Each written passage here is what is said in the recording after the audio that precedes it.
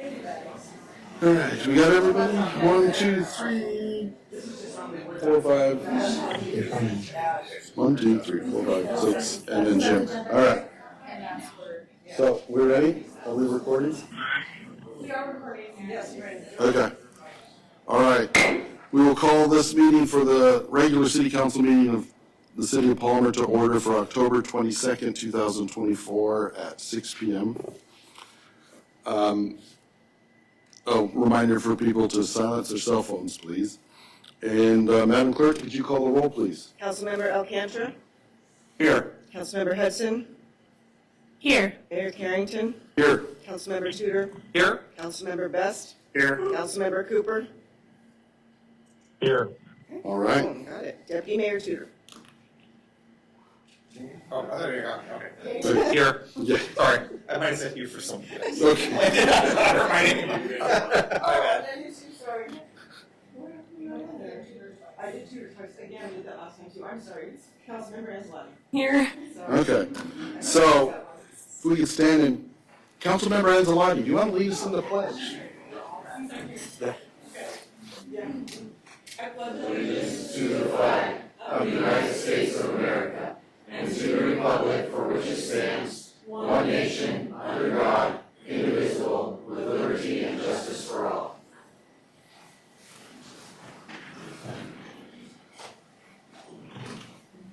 Next is approval of the agenda, which includes minutes from October 8th and October 9th.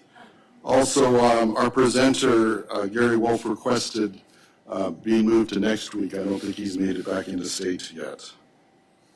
So we'll postpone that until the 29th. So what's the wishes of the council for the agenda? Mr. Mayor, Yes. I noticed there's some new parameters next to the audience participation items, and I just want to know where in code that's necessary and if the audience is required to abide by that, because I don't think I've ever seen that on the agenda before. And I'm concerned it may look like censorship, possibly. Okay. I believe it's something that we had done many years back in the past. So, Mr. Mayor. So, did you have further, Councilmember Anzalati? So there's nothing in code stating that the audience needs to abide by those. However, so Okay.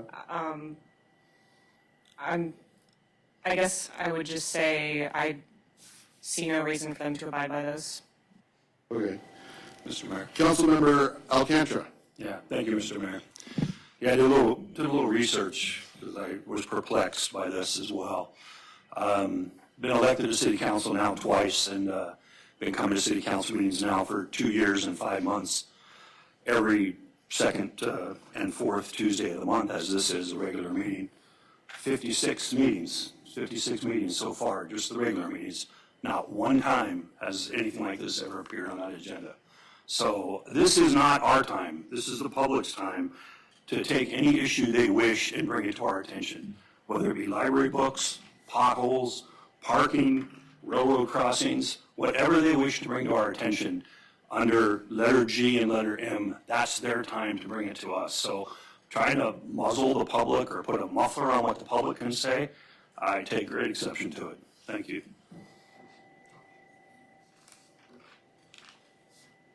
Okay. So I sense, is there a desire to strike out the extra parts on there? Yes. Yes. Second. All right. Any objection, or Madam Clerk, you want to call the roll for, I believe, what was that? Removing those? Is that what you're saying? Removing the extra agenda and non-agenda items from the audience participation. Okay. Councilmember Alcantara. Yes. Councilmember Hudson. Sorry. Yes. Mayor Carrington. Yes? Councilmember Anzalati. Yes. Councilmember Best. Yes. Councilmember Cooper. Yes. Deputy Mayor Tudor. Yes. Okay, unanimous. Okay. Are we ready to approve the agenda then? Move to approve as amended. Okay. Moved and seconded. Madam Clerk, you want to call the roll, please? Deputy Mayor Tudor, Yes. Councilmember Cooper, Yes. Councilmember Best, Yes. Councilmember Anzalati, Yes. Mayor Carrington, Yes. Councilmember Hudson, Yes. Councilmember Alcantara. Yes. Okay. So next we'll go down to reports. City manager's report. Do you have anything for us, sir? Good evening, Mr. Mayor, City Council. I've been on the job for less than a week now, and I don't have much to report to you. I'm still making my way through the departments and learning how the city works. I do want to say thank you to Mr. Mayor and the members of council for your support, as well as the staff for the city, the dedicated and brilliant brilliant employees of the city, as well as support from the general public. My family and I thank you. Okay. Any questions of the manager? Councilmember Alcantara. Yeah, thank you, Mr. Mayor. Welcome aboard, John. I guess my question, I've been a little out of the loop here. Do we have Police Chief Shelton back at work yet, or am I missing something? Chief Shelton is reinstated and he'll be back to work tomorrow morning. Thank you.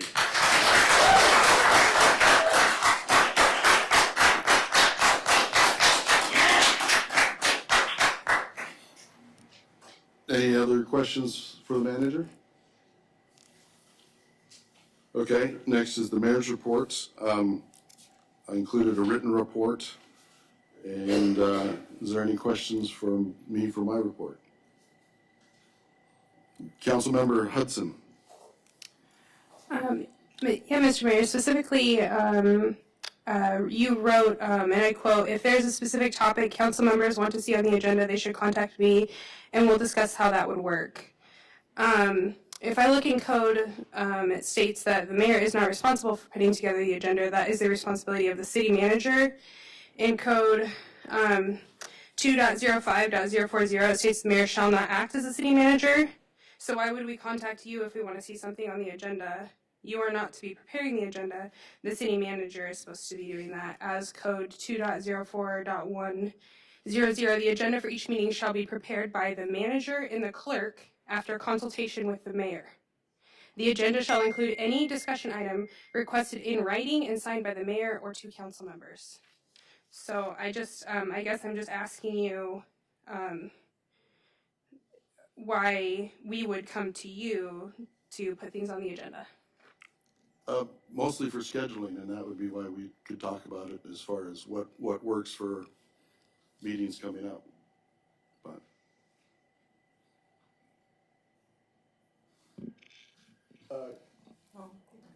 Councilmember Anzalati. Okay. I noticed your comments underneath the executive session portion of your report, and I just want to note that, yes, I requested the emergency meeting, but it was to discuss the former manager's contract, and we didn't call that meeting, we didn't call an executive session specifically to put our attorney and counsel on trial and give money and a clean slate to a staff member we desired to fire.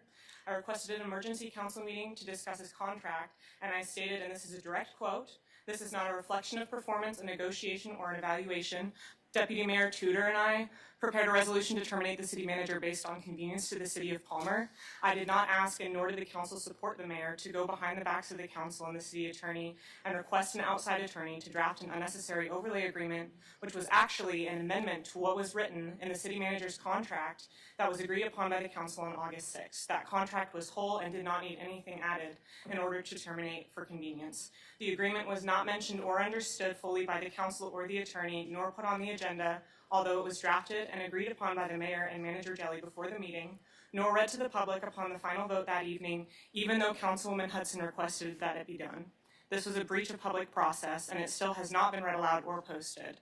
If there's nothing to hide, why is that the case?"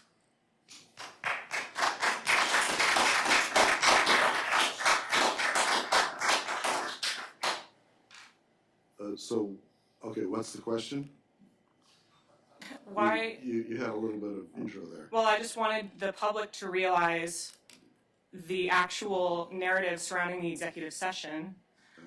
And I also am confused as to why that overlay agreement, or basically an amendment to the city manager's contract that was already agreed upon, has not been read aloud or posted for the public. I know it's available upon request, but I think that we should have read that aloud after the executive session so that everyone knew actually what was happening.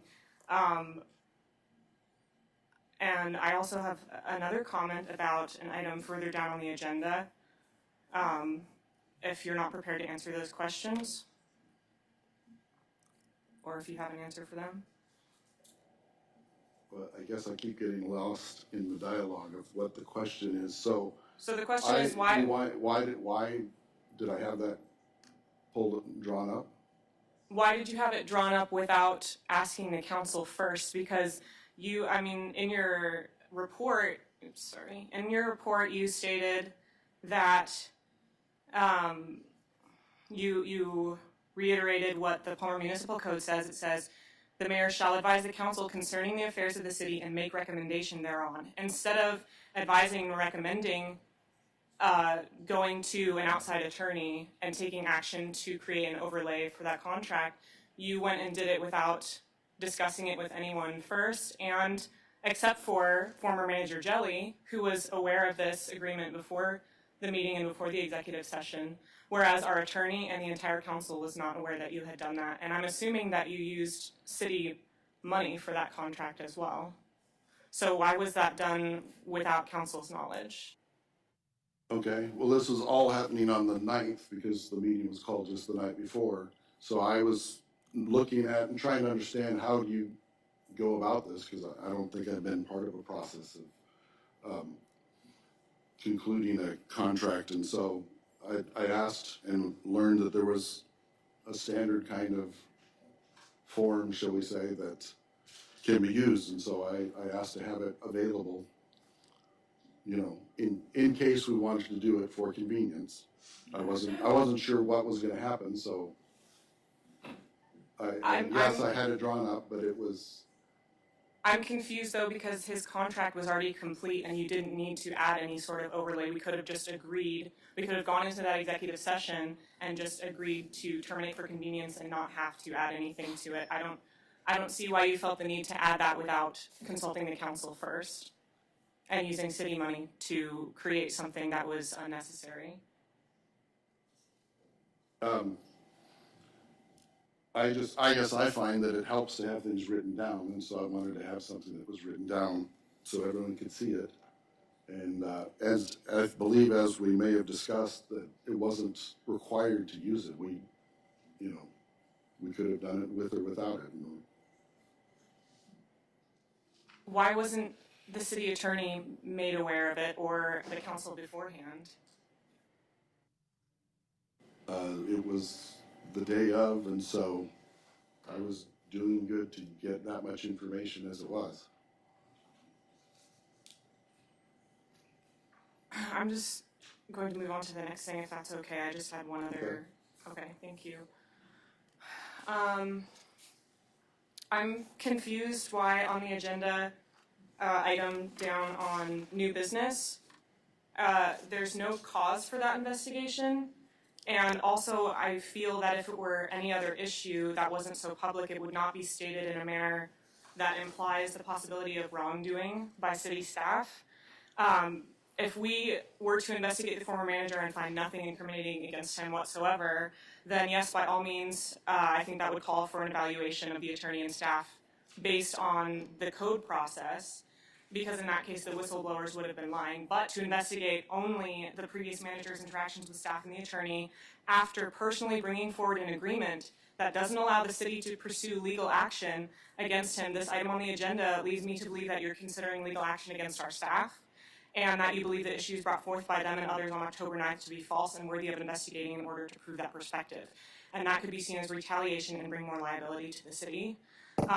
If that is not the case, then you would essentially be in danger of breaching your own drafted contract by investigating Mr. Jelly. Can I ask you which of those understandings are correct in this case? Mayor, I'd like to have a point of order here. This is Councilman Cooper? Yeah, thank you. This is under discussion further on under new business and not under the mayor's report. So I would hope that the council would hold their comments until we got to the discussion of the investigation procedure under new business item K. Thank you. Councilman Cooper, I'm hearing your opinion, but also I'm not discussing the actual item under new business. I'm asking the mayor why he placed that under new business and why it's phrased the way that it is and what the meaning of it is.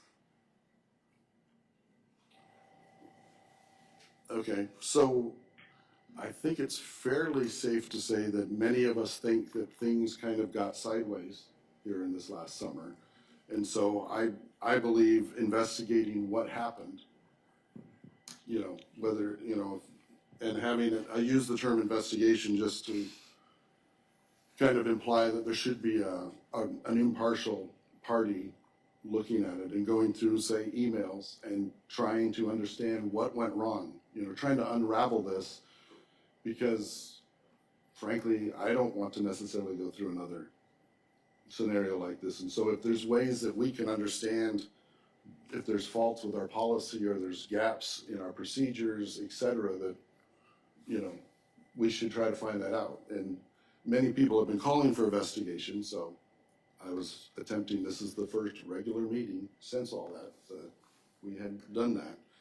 Maybe my wording isn't quite proper, but.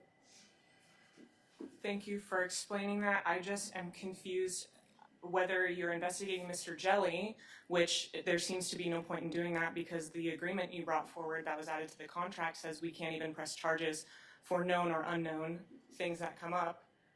So what's the point of investigating him? So it seems like, especially the way you worded it, and I just want to clarify, are we investigating Mr. Jelly or are we investigating city staff?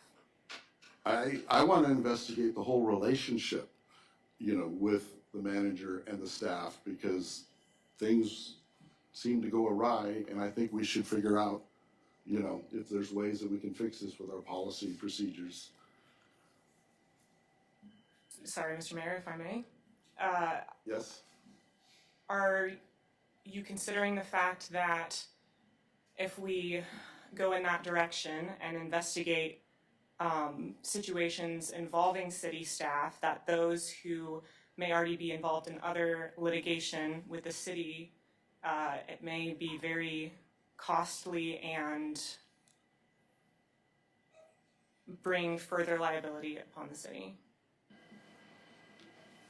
My my belief is that an investigation like this would probably should be done by an attorney that would understand that, as well as understanding any personnel confidentiality issues, etc.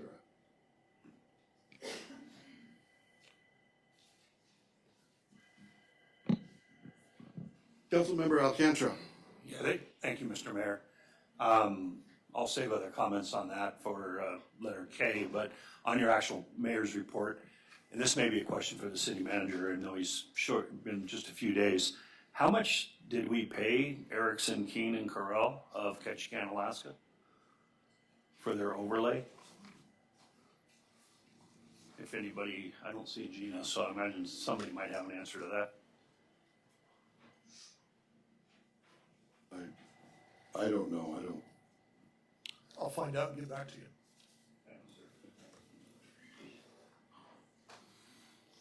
Councilmember Hudson. Mr. Mayor, so I guess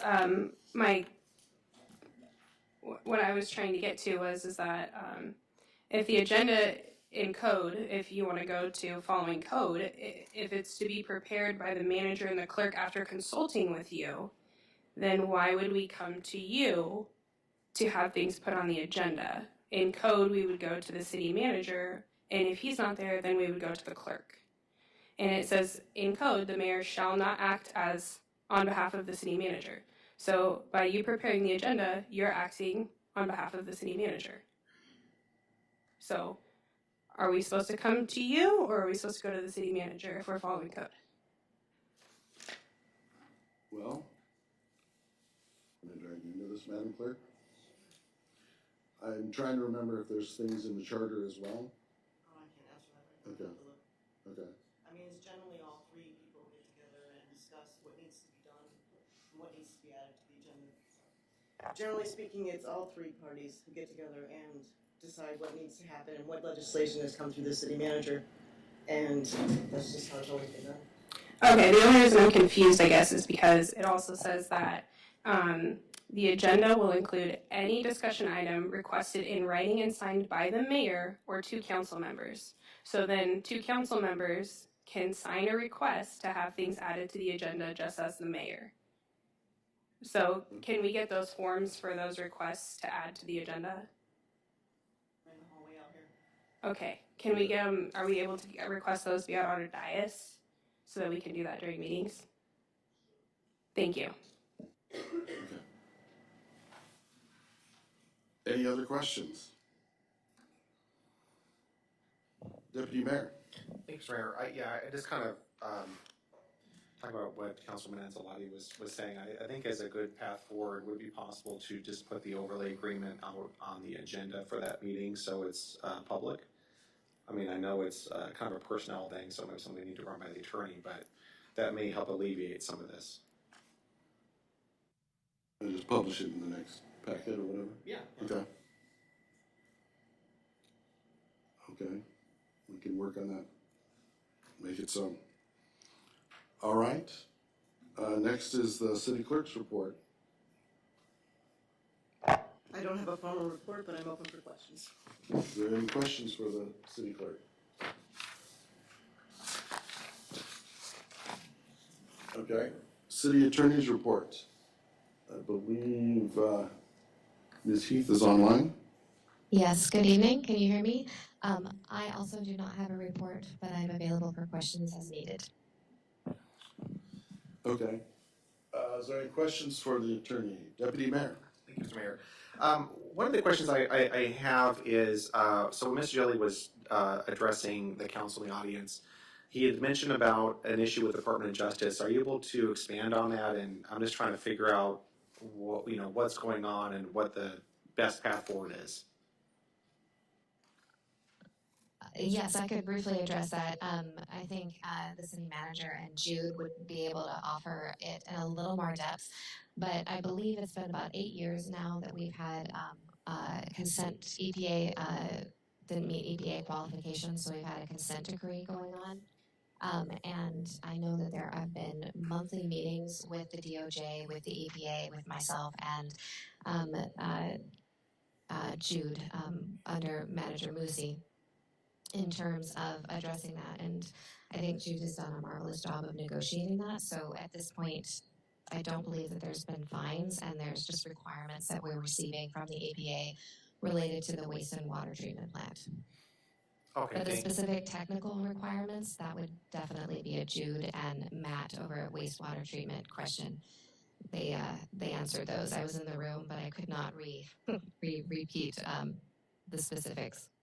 Okay, that makes me feel, so the good thing is there's been 8 years of these monthly meetings, so there's not. Well, I don't know if the monthly meetings have occurred. Apologies for interrupting you. No, For you're 8 good. years, but the consent decrees have certainly been in place for quite a while.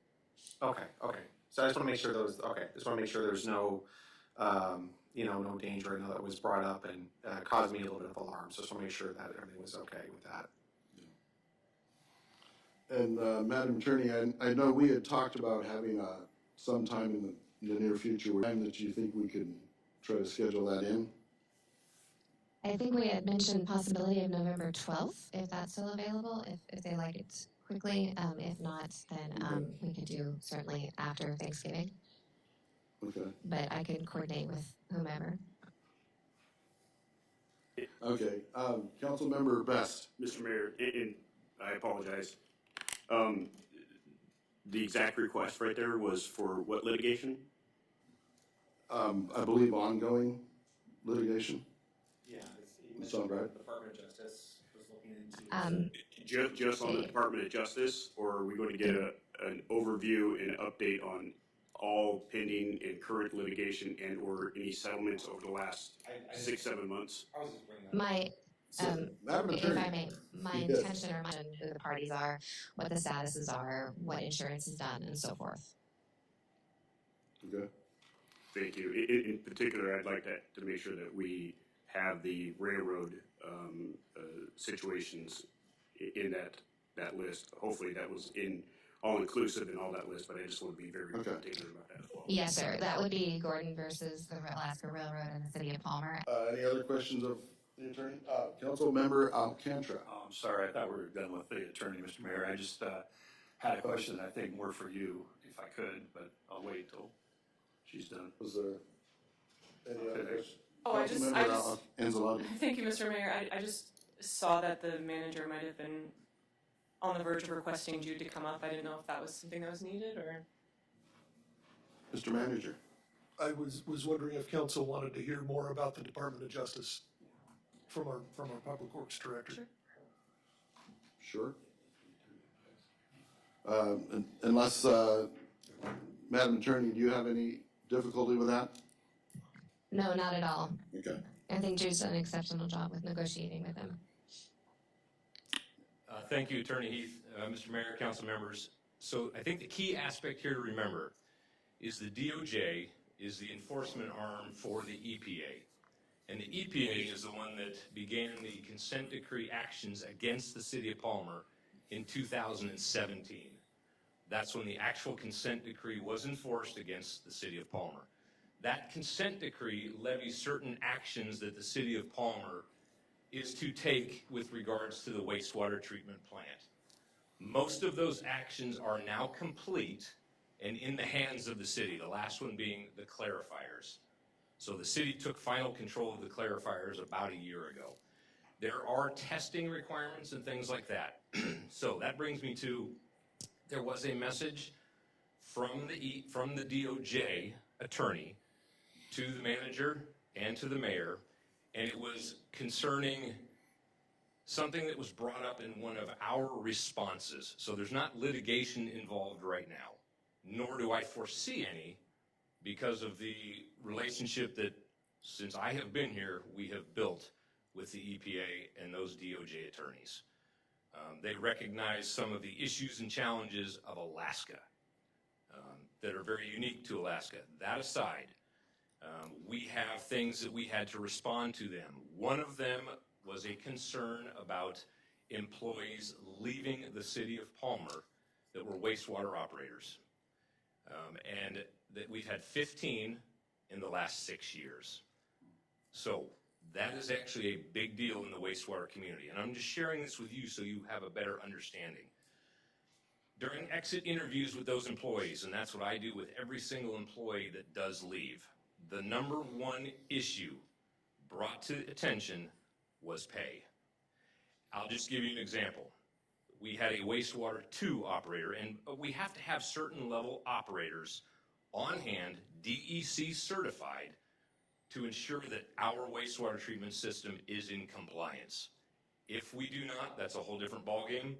We'll address that later, but that's not an issue right now. We had a wastewater 2 operator. That operator was making $26.50, I think, an hour. As soon as he received his level 2 certification, he received a job application from AWU, which is the Anchorage Water and Wastewater Utility. He then went to Anchorage and he immediately started at $15 an hour more. That is what is happening to our water and wastewater operators. The vast majority leave. Now, I get it. They have a significantly greater pot of money to pay their employees. But it was something that the DOJ felt necessary that we, the city of Palmer, needed to spend a little bit more attention on and look at due to the issues with our wastewater treatment plant folks leaving. So again, there is no scheduled litigation. We have not been, anything presented to us in terms of litigation. Just understand that they are the enforcement arm of the EPA who is overseeing that consent decree that was drafted and enacted against the city of Palmer in 2017. Does that So much. That made me feel so much better. I know a lot of us were concerned. We heard about that. And so it's not like this is something that's been going on for a while. And I'm glad they have these monthly meetings and our communication can just alleviate all kinds of issues. Just to make myself feel better, when was the last meeting that you all had with the DOJ? It was about a month ago. Okay. We have VTC, Teams meetings or online. Great. And we did not have them for a pretty significant period of time. Oh, which? That was a long time ago. Okay. We have them regularly now. Sarah and I attend these meetings, and as I said, they have been very cordial for probably the last 6 months, which is fantastic because they do have the ability to fine us. The city did receive a list of stipulated penalties in June, but they have held off on that based on our discussions and enlightening them on some aspects of what they had potentially levied against us. Thank you. And my goal is to keep the council informed. So if anyone ever has a question, I recognize we have an interim manager. Please don't hesitate to call me, or better yet, schedule with me, and I'll take you down to the wastewater treatment plant. And I know several of you have been, and that is wonderful. I'd recommend you do it sooner than later because it's right along the Matanuska River, and it gets really windy and really cold in about a month. So I'll just throw that out there to you. And it's funny, we have offered to have DOJ and EPA folks come visit us in January, but they haven't accepted yet. Okay, thank you very much, Jude. All right, next we have audience participation. We will open audience participation. That's 3 minutes per person. And maybe you could hand me that list so we make sure we get everybody.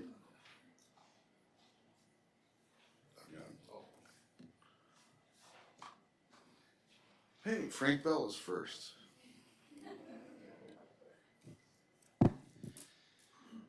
Good evening, Mr. Mayor, City Council. My name is Frank Bell. Since the Finance Director's presentation of the proposed 2025 budget last week, I've noticed there has been a misunderstanding in certain parts of the public regarding how the proposed budget came about. There seems to be a narrative out there that the mayor and or city council intend to cut public safety positions in order to help fund the library project, when it's my understanding that this was in fact entirely the handiwork of former city manager Jelly during his intentional and I suspect calculated efforts to get his latest severance package. Not only is it quite obvious to the public and I believe to the council that we need these positions in the budget, I also believe that eliminating these positions is completely unnecessary when it comes to funding the library project. As shown in the most recent audit in August, the city of Palmer is in a fairly strong financial position and incurring bond debt to the tune of a couple $100,000 a year in a general fund budget that tops $16 million is an easily navigable commitment. Once the library is bonded and built, the $146,000 a year we currently pay to rent the temporary library space is then removed from the budget, making the net impact of the bond on the overall budget significantly reduced. And if this year's budget is anything like the last 3 years, we will have significantly underestimated tax revenue to the general fund, which will far outweigh that bond debt incurred. The bottom line is that some people seem to have fabricated an assumption that we have to choose between public safety and a new library, when the fact is, with fairly minimal strategic planning, we should easily be able to accomplish both and remain in a good financial position. The people of Palmer voted overwhelmingly to bond this project, and your directive to do so and maintain a balance. On another note, many of the grants that could provide even more assurance that the library project will be easily funded cannot be applied for until there is a concrete set of plans. Last time changes to the plans were floated, it was voted on by the council, but we're now hearing that there may be yet another change to the plans, and I don't recall this change even being brought forward in a public meeting. And if there's one overarching sentiment in public opinion right now, at least for people that are for building this library, it is please, for the love of God, once again, stop messing around with the plans and start building the library like the people have clearly voted to do. I also had a scathing rebuke of the audience participation changes to the agenda, but it sounds like that's been addressed, so I'll leave that one alone. Thanks, guys. Amanda Graham. Hello again. My name is Amanda Graham, and I'm a So originally, I also was going to come in here with big feelings about the audience participation and have pivoted. However, I do still have some pretty big feelings about some of the stuff that I saw in the mayor's report. Specifically, the clear narrative that's trying to be presented that I have a pretty solid problem with, considering you're supposed to represent all of the people, not just your own self-interests. One of the things that you left out is Municipal Code 2.05.040B2, which is that the mayor shall not enter into contracts or agreements binding on the city. This overlay was prepared without any city council approval, or apparently knowledge. And if the city council had decided to go against your recommendation, the city would have been on the hook, which means that you directly violated city code by entering into a contract or agreement without any approval. By doing so, you also violated your own ethics code that you very righteously put in there for us, clearly as a way to shame or rebuke your fellow city council members, which is problematic, comes to mind.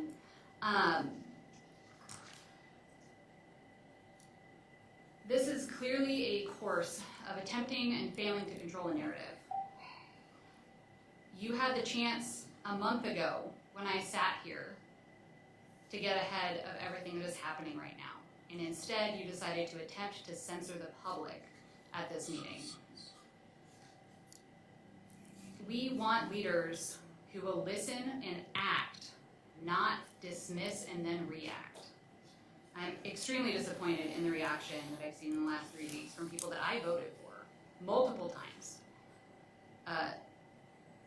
It's not very encouraging when you finally have this much public participation in small local government, and it is immediately met with an attempted censorship. What a way for Ms. Hudson to get introduced to the people that she might be working side by side with over the next few years to keep Palmer, Alaska at its best. Thank you. Jackie, go for it.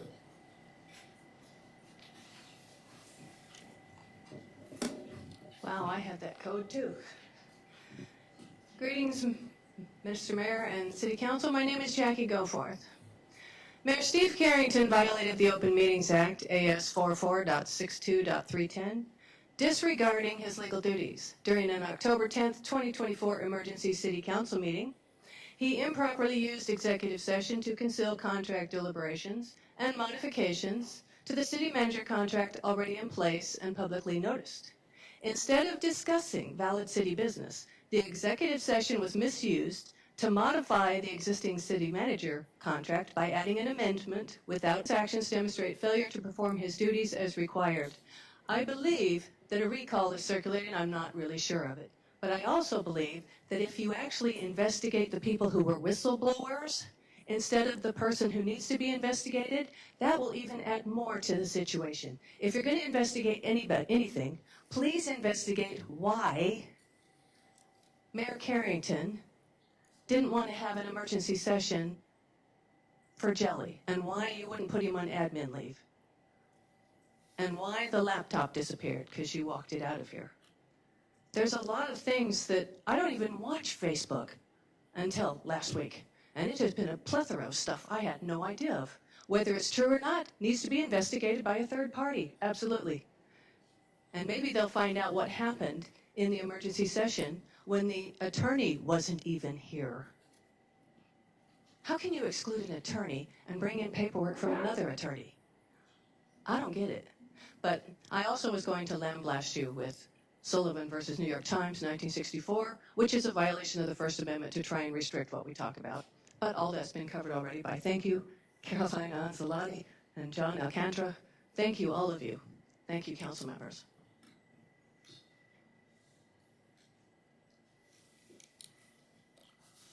Cindy Hudgens.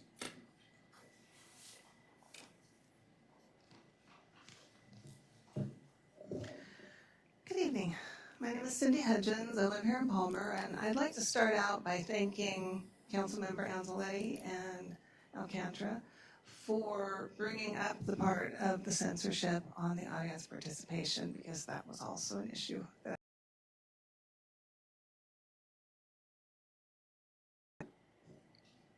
the council meetings for quite some time I had not been attending, and wow, it's like a bomb went off. That executive session, when we walked back in here, it was like World War III had occurred, and the tension was so. So to me, this mayor's report looks like a lot of backpedaling to cover somebody's behind and place the blame on somebody else. In here with the agenda to city staff and the city attorney, don't try and blame the employees of the city. The one person that needs to be investigated is the mayor and his interactions with the city manager. I was listening to the conversation between Anzaletti with all her questions and the mayor, and I'm sorry, but, and I don't know if I can say this, but the crap got so deep in here, I had wished that I'd brought my boots. It was crazy. There's many things that need to be discussed. There's many, my mind is jumbled. The budget, why do we still not have our dispatchers back? So my brother-in-law had a theft on one of his job sites. He had a $30,000 generator stolen. And so he went down to the state trooper's office to file a form. He was told you can't do that anymore because you have to go through MATCOM. Why is that? So we're told that there's going to be conversation with the mayor, which I don't understand why it's just the mayor, and MATCOM to take over our dispatch. And MATCOM doesn't even have enough equipment to handle things. What was wrong with what we had? Response times were awesome. So now, and also, why do the police officers not get their cars back? Anyway, so much. The people have spoken.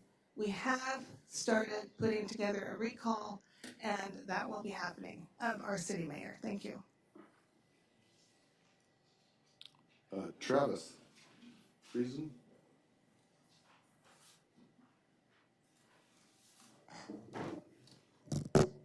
Well, my name is Travis. I live in Palmer, and I like to say that I'm glad that clown of a city manager is gone, and I hope that I'll be able to cooperate with the new city manager to bring in more recycling, all around the city, because if you can, if you are able to listen to the other people who speak about banned books and and and and by my observation, they're winning the battle. You could do something simple as distributing recycle bins all around the city, but it seems I have to have more people to join my cause to be listened to, for all of you to listen, or maybe if I'm really rich. But thank you. Brad Daggett.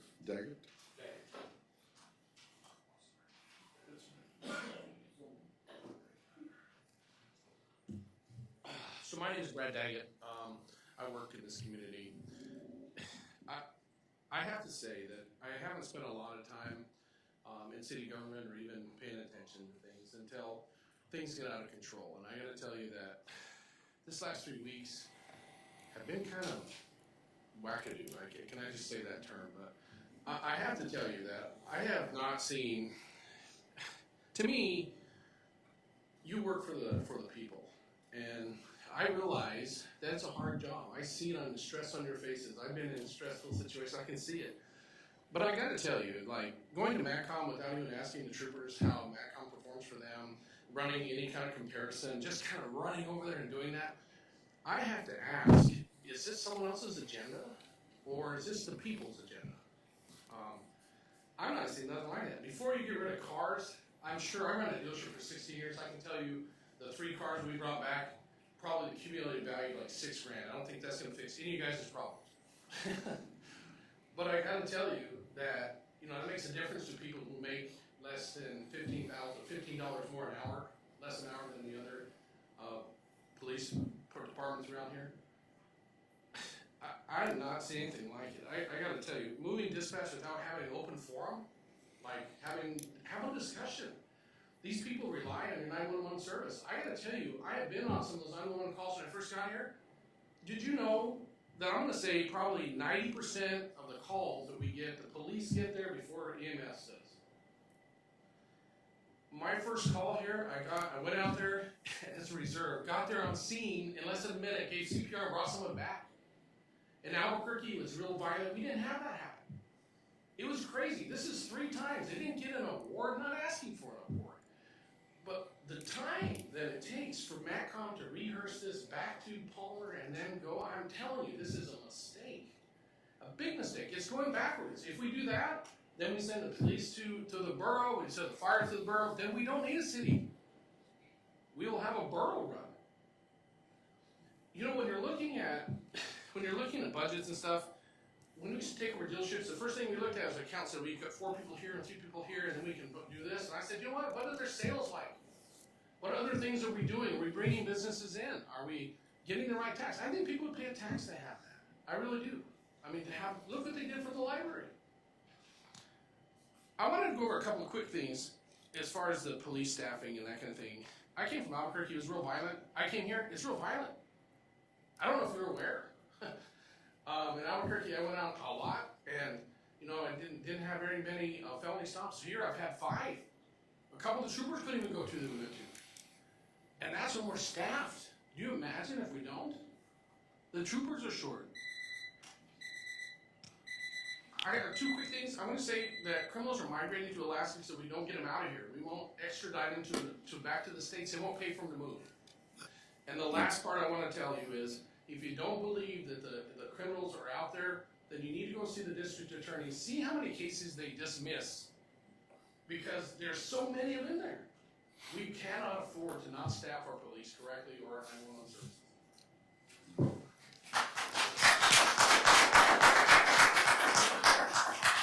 Kristen Acosta. Hi, I'm Kristen Acosta. Acosta, sorry. I'm concerned why it is that even though Jelly has now left the city of Palmer in disgrace, we are still attempting to follow through on his budget and plans. Why is Mayor Carrington prioritizing a bigger, newer library over public safety? The new library's budgetary requests for the building has changed quite a few times in the last year. The insurance company is only willing to pay out a few million because the building is not out of the realm of repair. So instead of staying within a reasonable budget by both repairing or even making some updates to the library of our current building and continuing to provide quality public safety services, Mayor Carrington would rather cut public safety jobs and also max out the budget and just to bulldoze the current library building to essentially build the Taj Mahal of libraries. How is this decision in any way beneficial to the citizens, taxpayers, and patrons of the city of Palmer? The mayor is willing to reduce our police department staffing to expand the library, even if this means that the public's safety could be at risk. In light of this, I feel that Mayor Carrington should step down since it's obvious that his priorities do not include the welfare and safety of the citizens of Palmer. Thank you.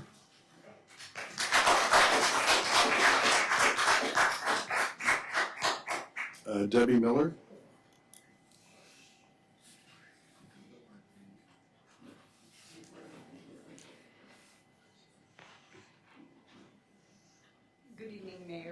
council members. My name is Debbie Miller, and I'm currently an on-call dispatcher for the Palmer Police Department. Prior to this, I worked as a dispatcher for the state troopers and then on to APD. I officially retired after 30 years of service, and 5 years ago, I was fortunate enough to be accepted at the Palmer Police Department family. From day one, working at PPD, I noticed and felt how very special the Palmer community and their police force is. After 30 years of working for other police agencies, I can absolutely tell you that the community of Palmer receives exemplary police service that is way above and beyond what other communities receive. The first and most important example I can give you is regarding their response times to arriving on calls. Having officers arrive on calls that are still in progress, from my past experience, is extremely rare. The main reason this is available or is able to routinely happen as we have our own designated dispatch center. When calls for help come in, we immediately relay that information to an officer who is then on their way. They are on their way even before we're off the phone talking with the person needing assistance. We are then able to keep providing updated and necessary information that officer needs. He is getting it in real time, not 2, 3, 4 minutes after the fact. When you hear the phrase "minutes save lives," that is part of what that means. Furthermore, not only are officers familiar with our community and its members, so are those dispatchers. We work in unison with the officers from behind the scene. Being aware of what is or has been happening in the community is important to providing good service and solving crimes. Knowing the history of a person's prior contacts and how to best deal positively with them is also important. MATCOM dispatches for several agencies. They are not familiar with our community or its members. They will not be able to give or assist our officers with anything additional beyond telling them a call has come in and they need to respond. Our officers will be responding with minimum information, and any updates will be delayed. Also, I would like to comment on the leaving of our 3 dispatchers. All of us knew of the so-called secret meetings with MATCOM and that our merge in Jelly's terms was a done deal. MATCOM then conveniently opened their hiring for dispatchers and our 3 applied. Who wouldn't apply if you were told your job was going away? Then we were told that these now 3 vacant positions would not be filled.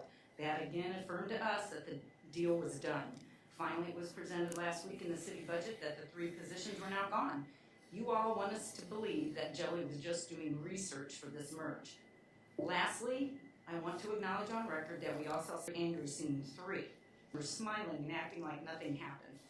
These women truly look like DV victims who have been silenced and put in their place. It was disgusting to see that something like this could happen in today's age. Mr. Mayor, it was your responsibility to control this meeting. You failed to do so, which is unacceptable, and I also call for your resignation.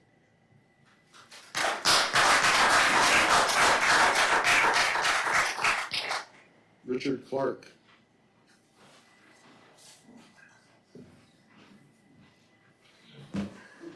We got our chief back, so I don't have to come to these anymore.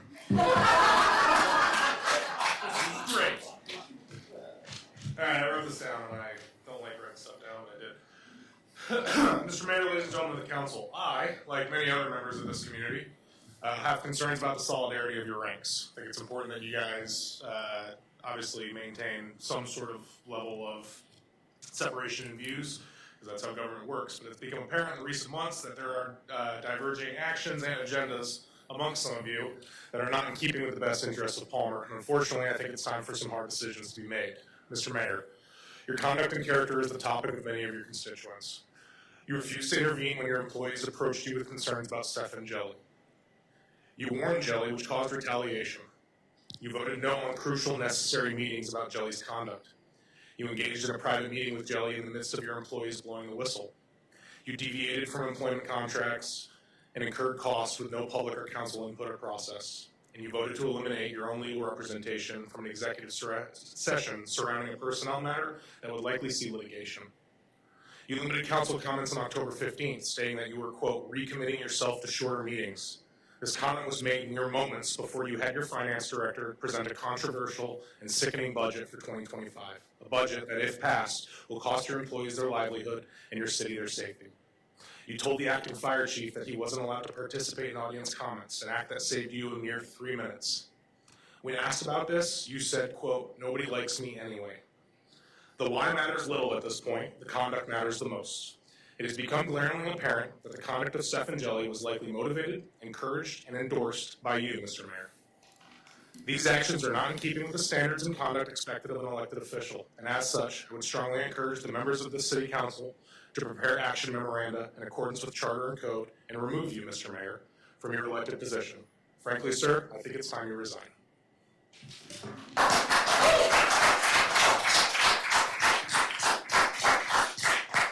Virginia Calvert.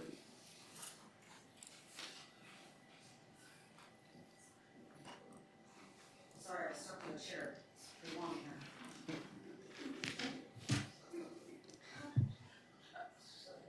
Mayor and council members, the foundation of my job as a police officer for the city of Palmer is made on integrity, ethics, and morals. Without any one of those things, the foundation would crumble and everything I said and did would be called into question. The council is no different. To obtain my position with the city, I had to go through a rigorous background check that includes the good, the bad, and the ugly, a polygraph examination, and a psych evaluation to ensure that not only am I a person of strong morals, values, and integrity, but I have nothing to hide and I have the mental capacity to deal with things appropriately. The council should be held to the same standard. The city manager should be held to the same standard. But that isn't the case, is it? Mayor, you supported Jelly knowing he didn't possess a single positive quality. But he would push your agenda, so he had your vote. People came to you with concerns, but you were dismissive because you weren't going to let a silly personnel issue get in your way. Besides, Jelly would handle that anyway. He had a long history of, appropriately, handling personnel issues. The rest of us call that retaliation. When the police cried out to you, literally cried, I literally cried on TV, you sat there and voted no on a special meeting. I wonder why. Likely the same reason you were trying to censor public comments. I would like to be shown in Palmer Municipal Code where it says the mayor can choose what the audience can comment on and how they can participate. You don't want to hear our comments anymore than you want to hear the comments of the council members, which is likely why you won't allow them to comment when it was requested. Or is it just women you don't want to hear speak? I saw how those strong, competent women looked when I entered the council. This library must be incredibly important to you. Is that what you want your legacy to be? Alaska at its best, but don't need emergency services. Please go check out a book on what help might look like. Perhaps the library can help those in need or assist with the growing drug problem with our surrounds of our city. The thought of slashing our public safety budget for your agenda is disgusting. Please do the right thing and resign. You don't have our best interests in mind. I want to work for someone who has my back, not the knife in it.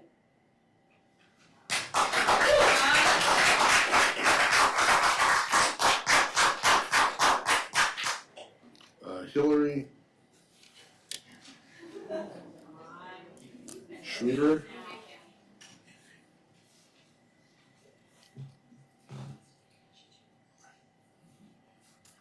My name's Hillary Schwarter. I'm a resident of the city and have been employed by the city for over 15 years. The mayor has subverted the public process multiple times in the last few weeks. His attempt to limit and censor the public and council comments during meetings is despicable.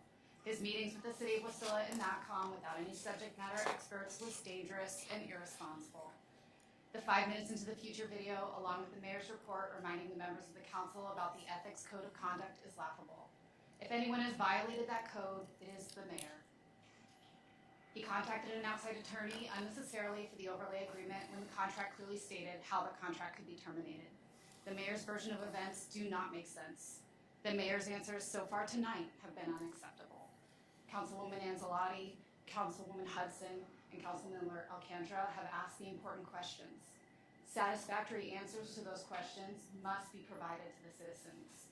The mayor's inability to adhere to code, his violation of the code of ethics, and his insisting that others have violated that code, and his violation of his sworn oath, all lead to the conclusion that he is no longer able to serve the people of Palmer in an honorable capacity and should resign. Thank you.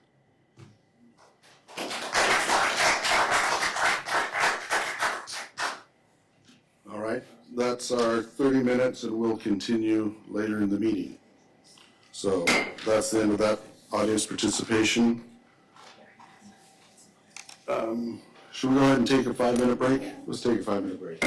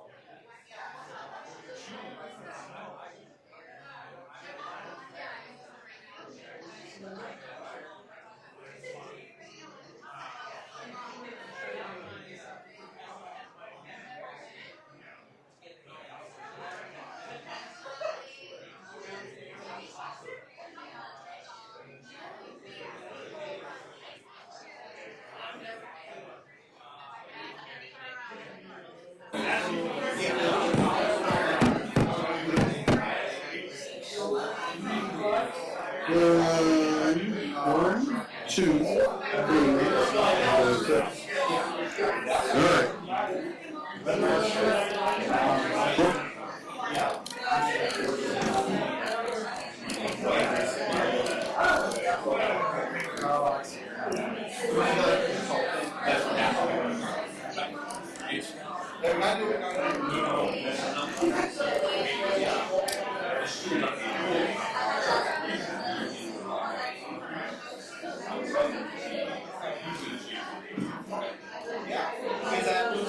All right.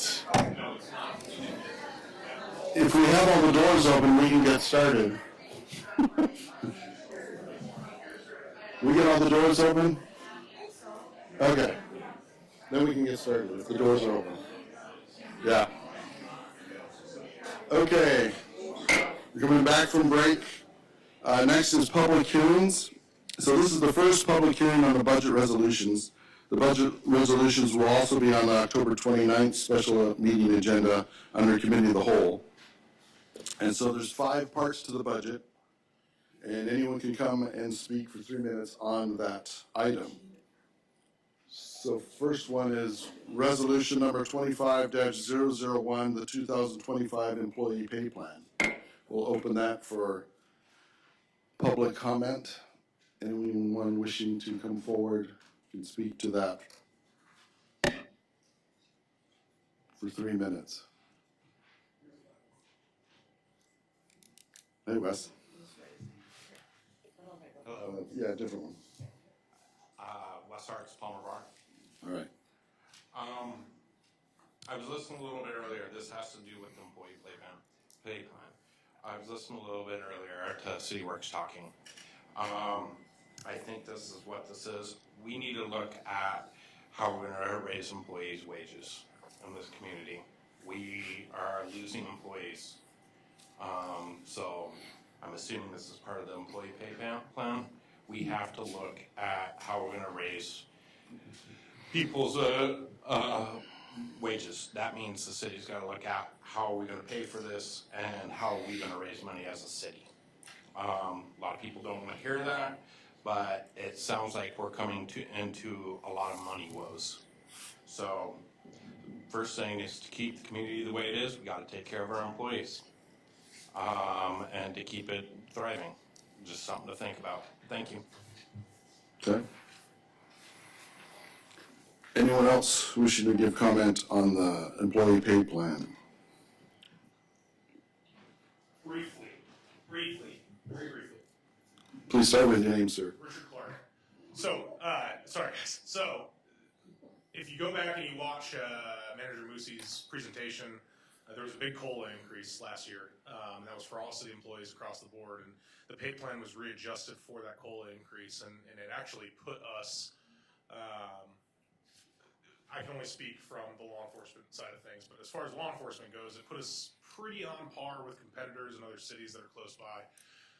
The caveat to that is we will quickly fall out of line without regular COLA increases. That's just something I want you guys to consider as you move forward to adopting budgets and the likes is it only takes 1 year of not doing a COLA increase to suddenly be back at square one. Palmer had a big problem in the 2010s where there was really kind of no growth.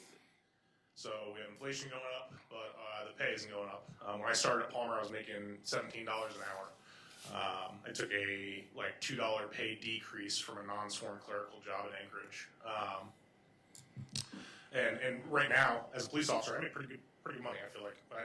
My coworkers will disagree with me. I think I make pretty decent money.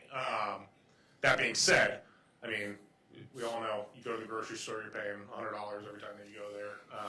I try to buy in Palmer to support our economy, and But those COLA increases are something that I want you guys to kind of consider as you move forward.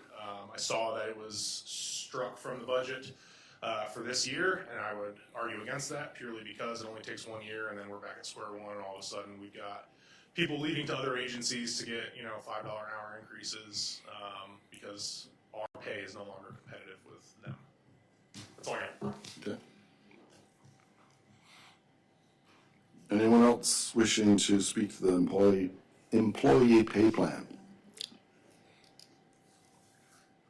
Hello, I'm Kay Andrew Barkwood. I'm your school resource officer for the Palmer City Schools. I don't know, we've had a lot going on in the last few weeks, but hopefully you didn't notice that a 19-year employee of the Palmer Police Department has left Palmer PD to go to Wasilla. So Sergeant Mooney left us to go to Wasilla to make almost $9 more an hour so that he can retire with his high 3. I hope that's embarrassing for you guys as it is for us to see that happen, right? So somebody who's a wealth of knowledge, who made a massive contribution to this community, can't stay here, right? It makes no financial sense for him to remain in Palmer. And the wastewater has the problem, we have the problem too. Before him, who left? Another sergeant left to go to Wasilla to be a patrol officer to make more money than they do in Palmer. Just ponder that when you guys think about this pay scale. Thank you.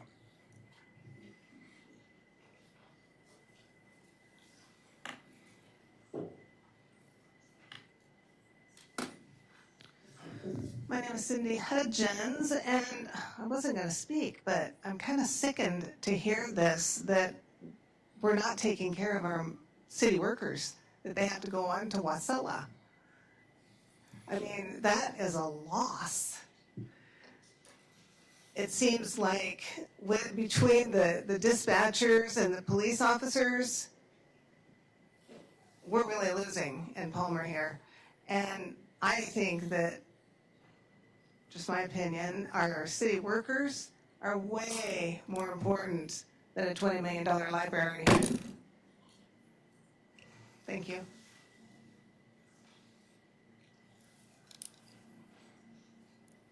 Anyone else to speak to the employee pay plan? Hi, my name is Amanda Graham.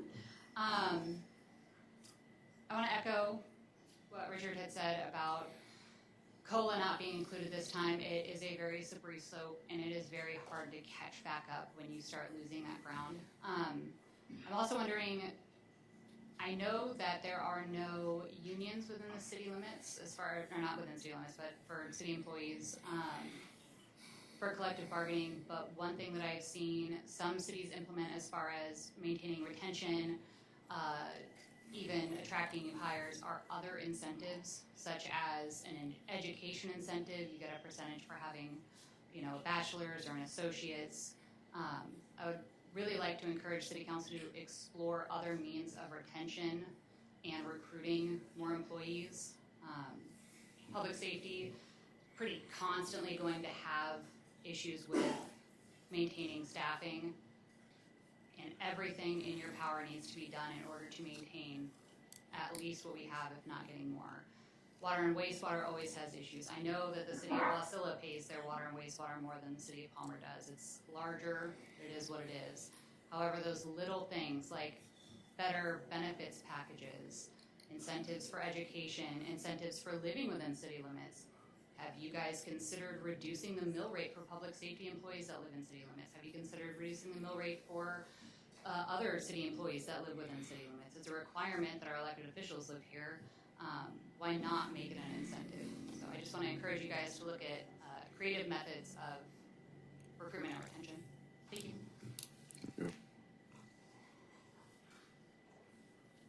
Is there anyone else wishing to speak to the employee pay plan, part of the budget? Okay, we will, close the public hearing. Next is Resolution 25-002, 2025 fee schedule. So, anyone wishing to speak to the fee schedule? My name is Amanda Graham. I'm a city resident. So one of the things that I noticed in here, there's not a whole lot going on in general raises, which like I'm totally cool with. One thing that I noticed though that was not raised at all and is maintained the same, even though there's a significant impact on city services and going forward will continue to be a large impact, is the utility fee for outside city limits, like the hookup for that. And if I'm reading the schedule correctly, it's only 3% and it's maintained at 3%. We know that there is a high demand for being hooked up to city water, and there is currently no incentive at all for these new neighborhoods, these old neighborhoods, these individual homes that want to hook up to city water to annex into the city. They now have to vote on it after the last Alaska Supreme Court ruling. Why are we limiting it to 3%? If they want our water, make it cost them more or have them join the city. I think that it should be a minimum of 5%, possibly even 10% if they are going to hook up to our water and not pay the city mill rate. Again, all about incentives for good behavior. Join the city and pay less for your water. So that's all I have for that. Thank you. Anyone else wishing to give comment for the fee schedule part of the budget? Okay. We'll close that public hearing, and next is resolution number 25-003, 2025 fine schedule. We'll open for public comment. Anybody wishing to speak to the fine schedule part of the budget?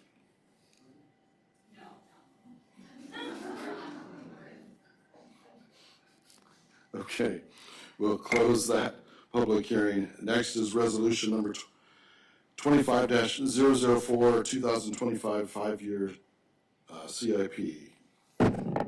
We'll open that public hearing. Anyone wishing to speak to our capital improvement plan for 2025 budget?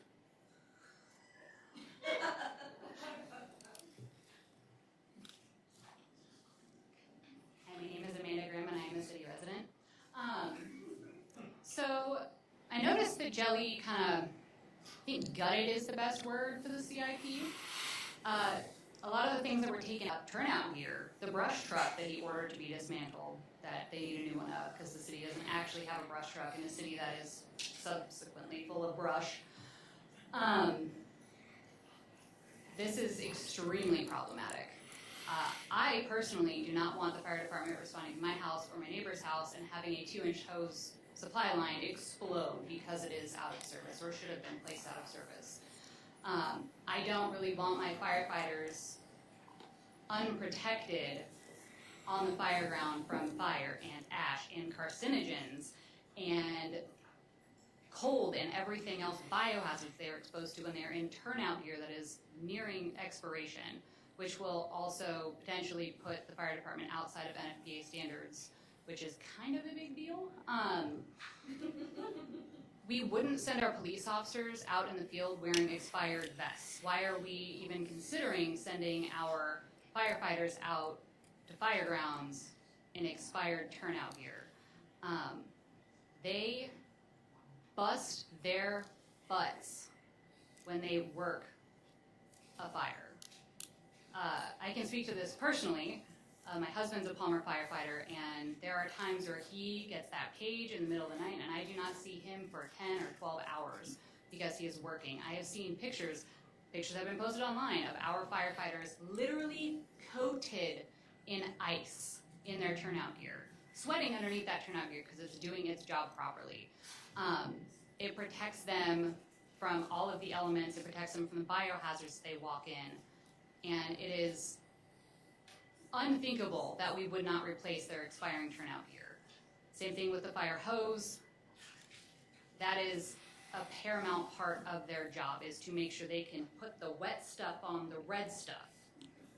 And without fire hose to do that, it's unthinkable. This is something that needs to be added back into the budget, like sooner rather than later. I can't believe that it's even considered to be out of that. Also, I have questions about the fact that there's $16,000 set aside for painting the inside and outside because the whole budget's really vague.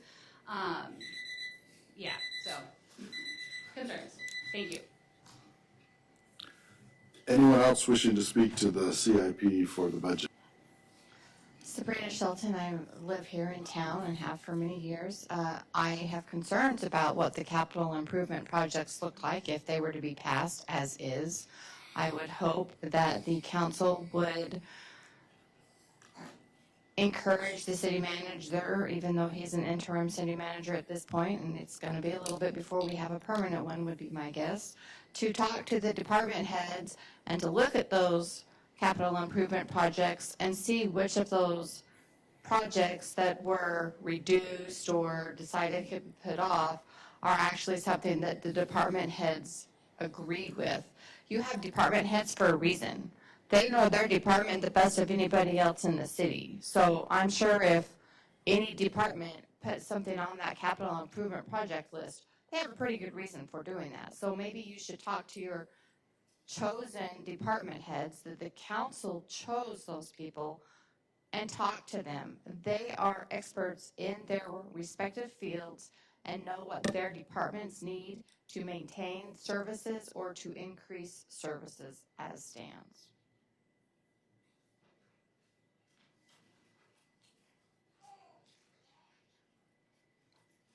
Anyone else for CIP, part of the budget, public hearing?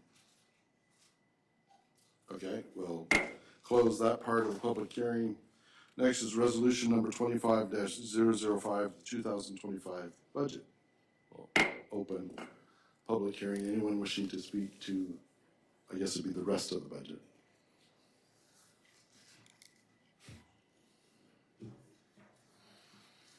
Cindy Hutchins, I live here in Palmer. The budget, I am very concerned about the whole thing. I don't even know why we are even moving forward with a budget that was put together by a released con man. It doesn't make sense to me. He made cuts in very important places. It just appeared that somebody was searching for money in order to fund this $20 million library. Dispatch. Palmer is known for being the best.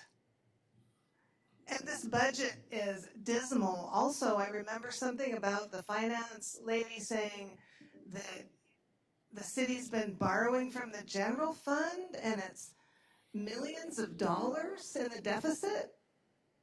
How is that going to be paid back? And also pay for a $20 million library. Okay, I know that $5 million of that was a gift. There's still a $10 million bond, people, that the city is going to have to pay on. And where does that really fit into a deficit budget? I think the whole thing needs to be done over again. I don't know, I'm sure a lot of people feel the same way, and that these important services to the city need to be re-looked at, readjusted, maybe adjusted back to what they were, and city employees taken care of, and then see how much is left for a $10 million bond. Thank you. Anyone else for speaking to 2025 budget?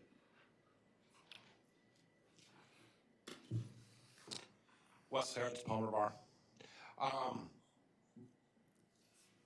This all has to do with the budget, but this is kind of summing up what everyone was speaking about on fees, fines. We have to look at how to raise money. You guys are going to be in a very tough spot because the whole budget does need to be gone through and looked at. And you guys are going to have to make some tough decisions, but we need to take care of our employees. We got to figure out how to generate money for the community. It's the whole budget. We need to look at it. If fees need to go up, if fines need to go up, all that stuff. I think most people in this room probably agree with me going, yeah, it sucks, but if that means that we need to keep our public works, not just our public works, but all our public employees here, and stabilization is cheaper, and then having high turnover rates. That's business 101. And so we need to look at how are we going to create money, and where are we going to do it. But please go through the whole budget and look at everything. Look at how we our city needs to become competitive with other cities. Right now, if we keep on going down the path, Wasilla is going to be running the whole borough, and we're going to be a neighborhood of them. So just something to think about. Please go over everything. Speaking to the 2025 budget. Yeah, I'm Jackie Goforth, and I wasn't going to speak, but I don't live in the city limits. The city limits are very narrow. You don't have that many people who pay taxes. You don't, property taxes. And Wasilla has a very huge area and a lot of people, but they still had to raise their taxes 1% to pay for the library that they have. And it was paid for. The land was paid for. It was donated. They had to raise their taxes 1% square feet, and I understand it's been added to for a public works area or something. How that happened, I don't know. But if that's too expensive, maybe we should look to the borough or petition them, because the people who go to the library, 80% of them are not Palmer City residents. They're from outside in Greater Palmer. Just like the people who came in here and spoke to you about a bigger library, if you look them up on the voter registration list, I would bet you've got the same ratio. I know for sure that 5 of them aren't, because 3 of them are my neighbors. And I spoke too. So I know for sure. There was a whole bunch of people who spoke to you about having a great big huge wonderful library who weren't in the process of paying for it. So I don't know, sales tax, property tax, if you want that kind of a library, you have to do what it takes to get one. It's a very hard question. But, Wasilla had to raise theirs by 1% to pay for theirs, and I know it takes $1.5 million to run it every year. That's what Councilmember Moline said too. So you got to think of the cost for energy and heat and maintenance and everything. Yeah. So the bigger the library, the more it's going to cost. Thank you.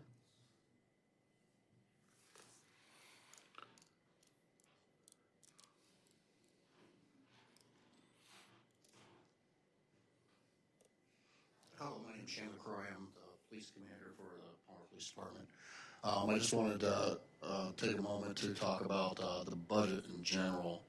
I'm not exactly certain where this idea that the library and public safety were competing really took off. It started at the emergency meeting where Mr. Jelly had kind of alluded to that. The pay for the library, things need to be cut. And I'm sure things like dispatch, there might be reasons, there might be, people might have agendas for why that's happening. I don't know. I'm not even gonna go down that rabbit hole. But it's been brought up a couple times now that the two items are not competing. And until we see something to that effect, it'd be nice if maybe we can get clarification on that so that confusion doesn't exist any longer. Also regarding the budget, it's been talked about a couple different times on the different line items, but we currently have a dispatch center that is understaffed. And I've talked with the interim city manager, and I know it's on top, it's like right on top of his list of things to get done. But I really need to put it out to the council, Mr. Mayor, that this is something that really should have been decided weeks ago. If you're going to keep our dispatch center, we need dispatchers to run it. Our dispatchers have already been working several weeks with very few days off, working long hours, working days and nights within the same week. So hopefully that can come to a resolution. I'm hoping in the next week so we can have that decision and how we're going to proceed. Again, as I said last week, I hope that we would do a cost analysis as far as what kind of money are we actually saving by contracting to MACCOM, because again, they're not going to do it for free. It's going to cost us money to contract with them. It's going to cost a lot of money. We're also going to have to create positions within the police department to take on the functions that our dispatchers currently do that will no longer be being done. So when you're thinking about the budget, please keep that in mind. Thank you for all you do. I know you guys have a lot to work on. I don't envy you. happy I'm sitting where I'm at and you're sitting where you're at. Thank you. Speak to the 2025 budget, Resolution 25-005. Well, my name is Travis. I live in Palmer, and I've been looking through all of the budget and the fees and the fines that you have, and a lot of it to me doesn't make very much sense. And like one of the other people says, you need to think of a way to raise more revenue so that Palmer can be more, not only be the best, but also be competitive economically speaking. This is a controversial issue, but in Wasilla they have, they allow marijuana dispensaries, and that helps in bringing some money into their budget, and so it's something to consider to make it more. I'm not saying that, but it's just an idea. And also, I've been looking through the fines or felonies, so I think that should be relooked instead of seems because that you're reducing the budget for public safety. Probably the only way you could think of bringing in more money is finding the crap of the populace, such as language and stuff like that, and some other stuff that are pretty serious that you're thinking of finding. The first, second, third offenses is personating an officer, assault and battery, prostitution. Those things are very worth to be in jail for if they committed these things. And some other confusing offenses, selling unwholesome food and selling poison. I don't know what that is. And other things that I also saw is false alarms. You could go up to 10. For the price of the alarms goes higher. The more times you can make up to 10 false burglary alarms. That doesn't make very much sense. So I'm just looking at this. I'm not much of an expert at this. This is the first time I'm looking at this. So that's all I have to say. Thank you. Thank you. Anyone else to speak to the 2025 budget? So, my name is Amanda, and I am Amanda Graham, and I am a city resident. So the budget's a little vague. I've looked at a lot of different city budgets, and the way ours is laid out, I know there's nothing that we can really do about. You want to pull the mic a little closer? I There you can. go. Is that better? That's better. Thanks. My comment is really on the city budget as a whole.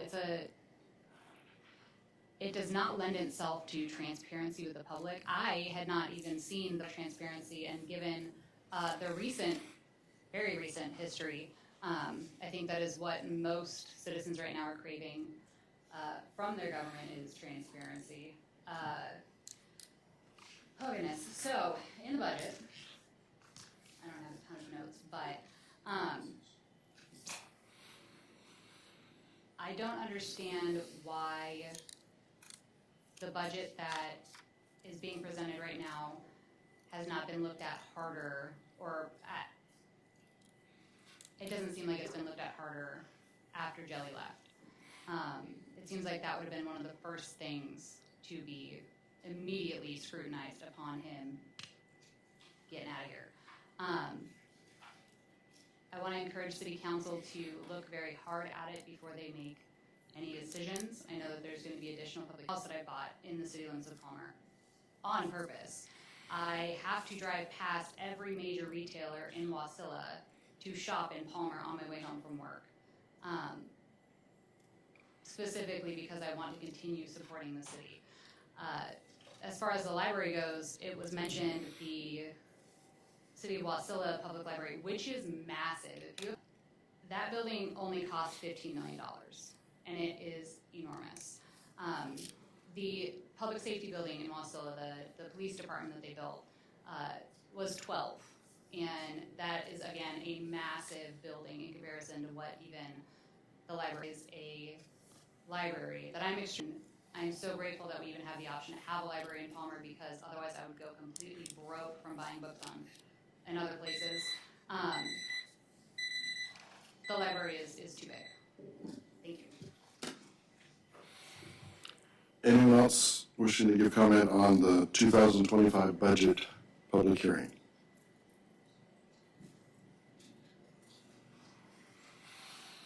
Okay, we will close that public hearing, and like I said, that will be continued in discussions, and there'll be another public hearing, I think, next month.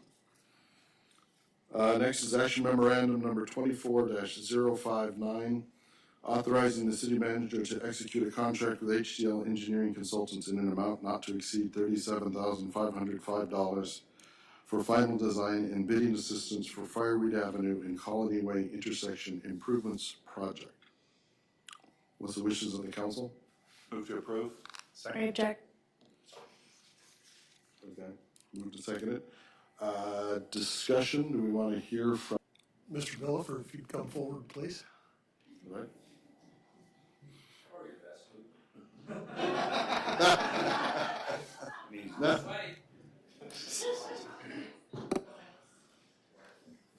Thank you, Mr. Mayor, council members. There has been concern over on the Fireweed app. So this was to get the design done to fix that crossing. I don't know how much most of you know about the viability of the tracks or usability. I don't know that that's, but as I said, this to initiate fixing that crossing.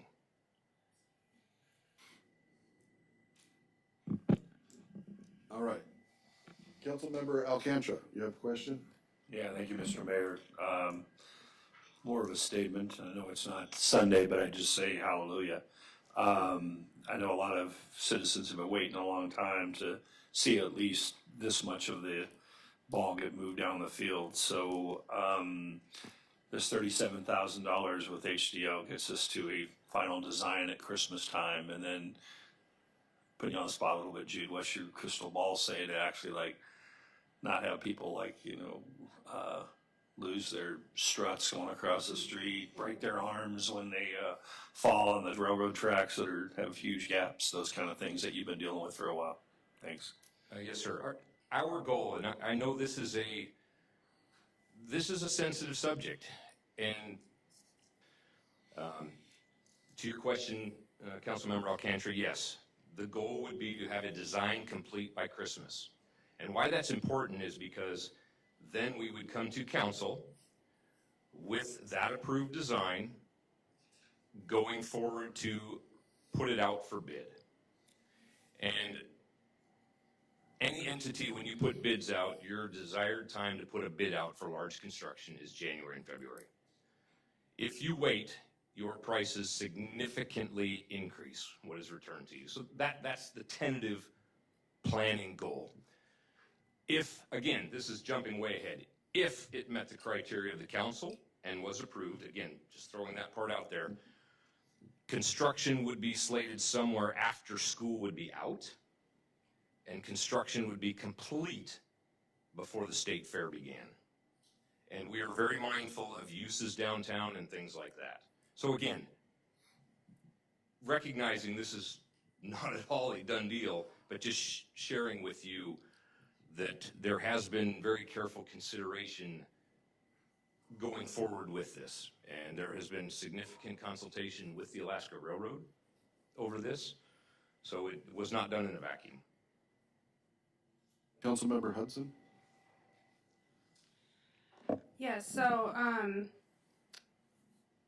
I guess my question for you is, you said that you also talked to the railroad, so how would this impact the location for the railroad tracks being put back into that spot in the future? If the railroad made the determination to bring its trains back through Palmer, which I don't know if you're familiar, right now the railroad cannot run on the current tracks. Yes, I'm familiar with the railroad And tracks. please don't take that as an insult. That is not what I'm doing. The entire tracks from the State Fair grounds would have to be completely redone at the railroad's cost. If the railroad determined to come back, then that crossing would be brought back to the condition that it currently is, as per the city's signed agreement with the Alaska Railroad, and then the railroad would go about their business to upgrade the tracks and the base and everything else to bring trains back. Okay, so my question is, with that too, thank you for your answer, is you had mentioned in here that you were wanting to lower the road grade. So would that affect how the train would be able to go through that area if tracks were put back in there? No, because part of that is if the railroad determined that they wanted to come back, we, the city, are responsible for bringing whatever improvements we do and bringing the railroad tracks back to their initial condition. Now, having said that, the railroad would recognize that that doesn't make a lot of sense because they would have to in turn come back and rip it all back out again anyways to the approximate location that the road would be lowered. Okay. Yeah, and I just want to clear up, I guess, the situation. I think that it's great to fix the crossing. I understand that there's lawsuits and things going on with that. My only reason in bringing that up is because I think that by Palmer not putting more of, by us all not putting more of a discussion around bringing the train back in, that really could open up the city to quite the income from bringing that train back in. And so I can understand everybody's thought if we just start ripping them out, right? And it's just a quick fix for everything. But the amount of money that train coming back in could bring to the city would be astronomical. So I just really hope that in making these decisions, we're just making sure that, if that ever was brought to the table in the future, that's something we'd be able to do with the railroad. Certainly, and I think the railroad is well aware of that okay. They cannot bring trains in as the tracks Yep. are right now. Yep. So regardless of what the city does at that intersection, the railroad will dismantle everything anyways and Yep. build to their standards. So again, I won't speak to income or anything like that. If that's a discussion that the council wants to have, I would recommend that representatives from the Alaska Railroad be brought in to discuss the impacts to the city. Because right now, I don't know how familiar folks are with positive train control and the signalization and the crossing that would have to occur. Again, I'm not advocating one way or the other right now. I'm trying to give folks the facts. That may have a significantly more negative effect on the city than people realize. When you bring a train through, that's a different discussion. This is to open the door to that discussion, and we are here to do what your guidance is passed through the manager to accomplish. And I have lots of data and have lots and lots of calls from folks, as you alluded to, Councilmember Hudson, with some injuries. Not that that's the driving force. It may be something to consider, but again, we welcome your input and comments, but I do want to stress we do not take this very lightly. This is something that we have been interacting with the previous city manager, Mr. Moosey, Mr. Jelly was aware, and it's we're not doing it in a vacuum. Deputy Mayor Tudor. Thank you, Mr. Mayor. I just have a couple of I guess, stupid questions just to kind of clear things up. And I remember bringing this up last time we spoke about the railroad crossing. There's not a way to fill it in. Is that correct? Or we can't just pour asphalt and expect it to last more than a season? I just want to make sure that. We have tried asphalt on 6 occasions. Yeah. And due to the nature of that is a concrete base right there, there could be a temporary minor fix, I believe, that if the tracks were pulled, the concrete base redone, and then tracks put back. But how much that gains you, I can't answer that question. And it still would be a significant amount of money. We did receive an estimate. I went to the railroad and had them produce an estimate that if we were to fix that intersection to railroad standards, Alaska Railroad standards, the Fireweed intersection would be $567,000. That is to fix it to their standard, which actually would raise some of the surrounding area up a little bit. That's pretty significant. Another question was, just to clarify, this isn't going to affect the other part of the track. For example, the part on the greens. No, that's still going to be there. It Okay. does not. And the concept right now is that the tracks would be cut. I don't know the exact distance because that's what the design folks need to do. But the tracks would be cut and a gentle slope down to the road and lowering the road. And why we would do that, there have been several incidents, now whether or not it's people not paying attention to their driving, where vehicles have slid down going westbound on Fireweed into vehicles in front of Genski Automotive. There's just numerous safety concerns with that intersection there, or that crossing, I should say. So our goal was to lower the road to make it safer from that aspect. We would cut the tracks in concept, gentle back slope, leaving the tracks all throughout the green, and then all south past the Pioneer and Veterans Home. With, I don't know if you've seen, there's like a end of track bollard that can be in place.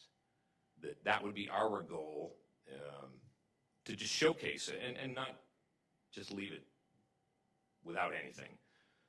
So that is at least the concept right now. Okay. Yeah, and I just want to say thank you. I know this was a lot, and there's a lot of, it's a very controversial issue because I think a lot of us remember when the train would come through and we miss those days, and I understand, why we're having the discussion because there is obviously an issue with that particular crossing, and I think this is a good example of how we as a council can help incentivize the railroad to want to come back to Palmer, so that way they can help pick up some of those pieces because, if we can make Palmer a tourist destination, they're going to want to come back here and bring people here, and that's going to make things a lot better. Thank you. Councilmember Anzalati. Thank you, Mr. Mayor. Again, thank you for bringing this forward. I drive over that crossing several times a day, so I've experienced it. I guess, I was going to ask why it was going to be lowered, but from what it sounds like, it's because of the sliding issue. That makes sense to me. I guess out of curiosity, and this might be a totally different conversation, but since you have had communication with the railroad, do you have an idea of their thoughts or of any inclination of them moving forward on wanting to bring the train back to Palmer? To comment on that. I have been told things, but I don't know that it's appropriate for me. I will tell you that the estimate given to me from the Alaska Railroad, just to fix the tracks from the station at the State Fair to the depot is $3.7 million. That does not include the positive train control pieces with lights and arm guards. Not arm guards like Luke. Drop crossing guards.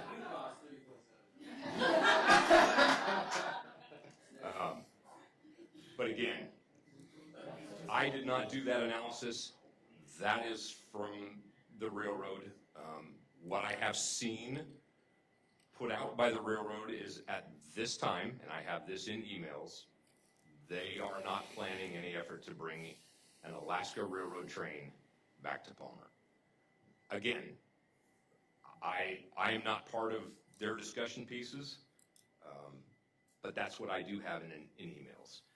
We also have non-objection by them to doing and repairing that intersection, with the caveat that we, the city, have to follow our current signed agreement with the Alaska Railroad. Hopefully that helps. Okay, Councilman Best. Thank you, Mr. Mayor. Jude, I appreciate you bringing this to us. My concern is that, one, that we would be on the hook for restoring back to whatever we take it out, and also that there hasn't been a public process on this where we haven't had the discussion with the community as to what our desires are before we go to final design. And so I have got a problem with the final design aspect of, almost $40,000 before we've engaged the public to find out what their intent is. And then also, when we're thinking about what is the construction cost on this, like you said, $500,000 potentially up to. I'm very leery about just saying, yes, let's go forward with this. I would be much more inclined to have a public discussion where we would have planning, maybe have the railroad folks here, and we could have a little more robust discussion with the community before we go forward with making design plans. Yes, Councilmember Best. What was shared with me, again, transparency here, that there was an attempt at public engagement on this, and there were meetings that were hosted by community development. And gosh darn it, I do not like to talk about other departments if their department reps are not here. So I could be wrong on this, but my understanding is that there was discussion hosted by community development at the depot, and there was information provided and comments provided, and then gosh darn it, I'm lost at the word. Forgive me, senioritis kicking in. In terms of what people wanted to see done, again, I don't know if that counts. But again, that was information shared with me and given to me through the manager channels. I certainly recognize the importance of including the community. I certainly do, and I am not trying to circumvent that whatsoever. I'm, again, sharing some of the information that allowed us to go forward. Councilmember Hudson. Excuse me, Councilmember Hudson. I guess in looking back on council, the session when the council requested this to be brought up or brought forward, I'm sorry. I guess that what was being asked was what it would take to repair that section with the tracks remaining and with the tracks being taken out. And then I guess and so maybe I'm wrong about that because I wasn't here, but I went and looked back. And then the other thing is that I'm wondering where the ADA compliant sidewalks, are those going over the tracks or are those going along? Where would those go? That is part of it. You are correct. Okay. So I am not trying to be controversial. I am just trying to have okay. None taken. Okay. Just want to make sure we're on the same page. Currently, we were informed, the city, that the 88 crosswalks, not only along the western side of that intersection, but the eastern side as well, are not ADA compliant. By lowering the road, you then can rebuild those crosswalks and make them ADA compliant. We cannot do that right now. If you're familiar with that area, on the western side of that crossing, you will see, both on north and south of Fireweed, you will see pavement that was put in kind of curves and slopes around. That was an attempt to help make them more ADA usable. But I will share with you, if you have seen folks from the Pioneer and Veterans Home try to navigate that in wheelchairs and walkers, it's a challenge. So that is also part of this, to ensure that any design that went forward incorporated and I think there's 3 crossings there, 2 on the west, 1 on the east, make sure that they are ADA compliant. And so adding those sidewalks, is that going to make it, basically, if the railroad was to come back in and put the tracks there, then would those sidewalks be a complete wash to the city, or would they still be usable then in a different way? Do you understand? I do. They would not be usable. Because the railroad, if they came back, that road grade would be brought all the way back up again. Okay, and then how much, along the lines of what Councilmember Tudor was saying, how much is the cost if we did fill that temporarily? If we were wanting to have more public discussion and whatnot as a temporary solution until we decide if that's something that we're wanting to go through with. I did not do that research right now. I did not engage an engineering firm for that piece. I can certainly get that, but again, to have someone develop that for us, that would incur a different type design estimate. As you know, that's their business, and for them to provide us a cost estimate, we need to retain them under a design contract, which would be approved by the council. Okay, thank you so much. Councilmember Anzalotti. Thank you, Mr. Mayor. Would the mayor or the interim manager be able to speak to any previous public involvement looking at this section of the tracks? Mr. Manager? No, sir, I would not, no, ma'am. I don't know of any previous public involvement, but I can find out.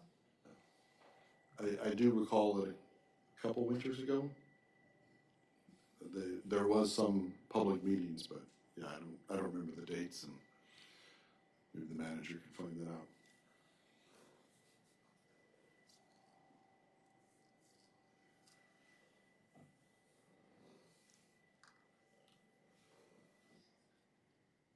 So what's the wishes of the council on this action memorandum? I would just like to make the comment, if that's okay. Yes, that's fine. I would be all right with tabling this until the interim manager is able to come back with just some information on what the public has been involved with in the past. Second. Okay, sounds like a motion and a second. Would that be our next regular meeting? Would be November 12th, I think. Does that sound right? Mr. Manager, you think that would work? Okay. Yes, sir.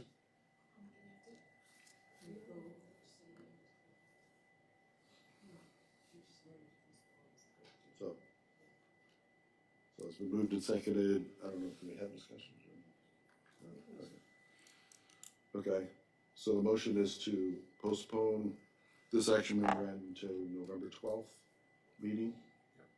Sorry, Mr. Mayor. Yes. I just have one question now that I moved this. Can I ask, Jude, sorry, you mentioned that getting this up to bid is really important and earlier in the year is better. Is there a certain date by which we should probably get things moving? That would be helpful to know. Our goal is to try to achieve the best contract rate for the city. And that usually means by the end of February to put this out on the street for bid. Now, if this gets pushed to November, all that means is then I'd probably have to give HDL, another month. But it's something I'm confident we can work with. All right. Are we ready to vote about postponing to November 12th? Okay, Madam Clerk, can you call the roll, please? Councilmember Alcantara? Yes. Councilmember Best? Yes. Councilmember Cooper? Yes. Memorandum number 24-060, authorizing the finance director to renew the banking services contract for an additional year with First National Bank of Alaska. What's the wishes of the council? Move to approve. Second? Is there any questions we have on this, or are we ready to vote? Madam Clerk, if you could call the roll, please. Deputy Mayor Tudor? Yes. Councilmember Cooper? Yes. Councilmember Best? Yes. Councilmember Anzalotti? Yes. Mayor Carrington? Yes. Councilmember Hudson? Yes. Councilmember Alcantara? Yes. Unanimous? All right. No unfinished business, and I think we'll take a break before we get to new business. 'Cause I know-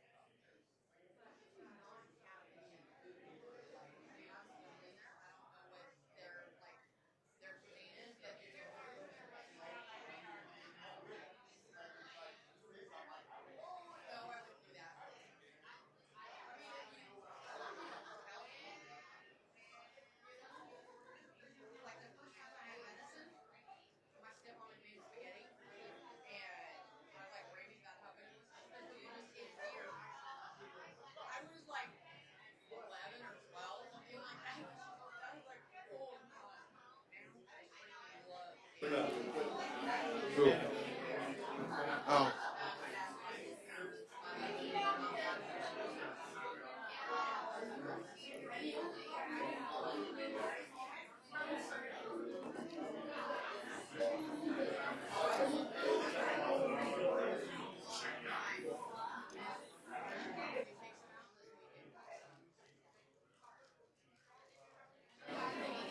We ready to get going?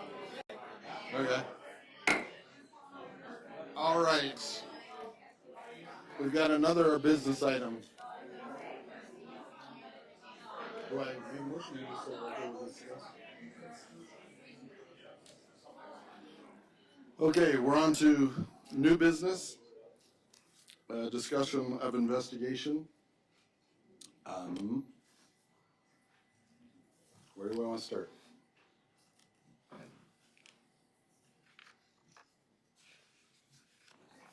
Deputy Mayor Tudor. Thank you, Mr. Mayor.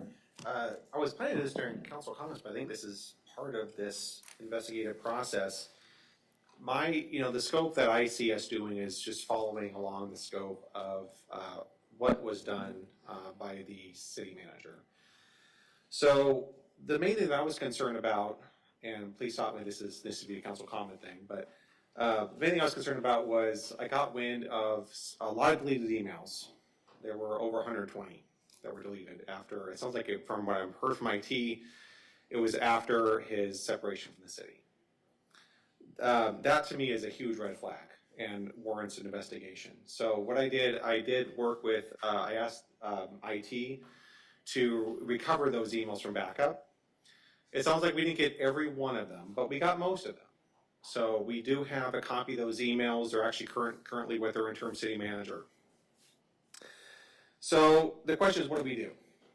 So I put a lot of thought into this, and I think the best course of action is for the city council to each receive a copy of those emails so we can go through them and determine what is on there. Now, obviously, we can't release these to the public because there very well could be confidential information in there regarding personnel, but this seems to be under the purview of what we need to do here on the council. So I actually do have 8 USB sticks. They're still wrapped up in the original packaging that I'm happy to bring to our interim city manager so he can provide us with those emails so we can look in there and see what's going on.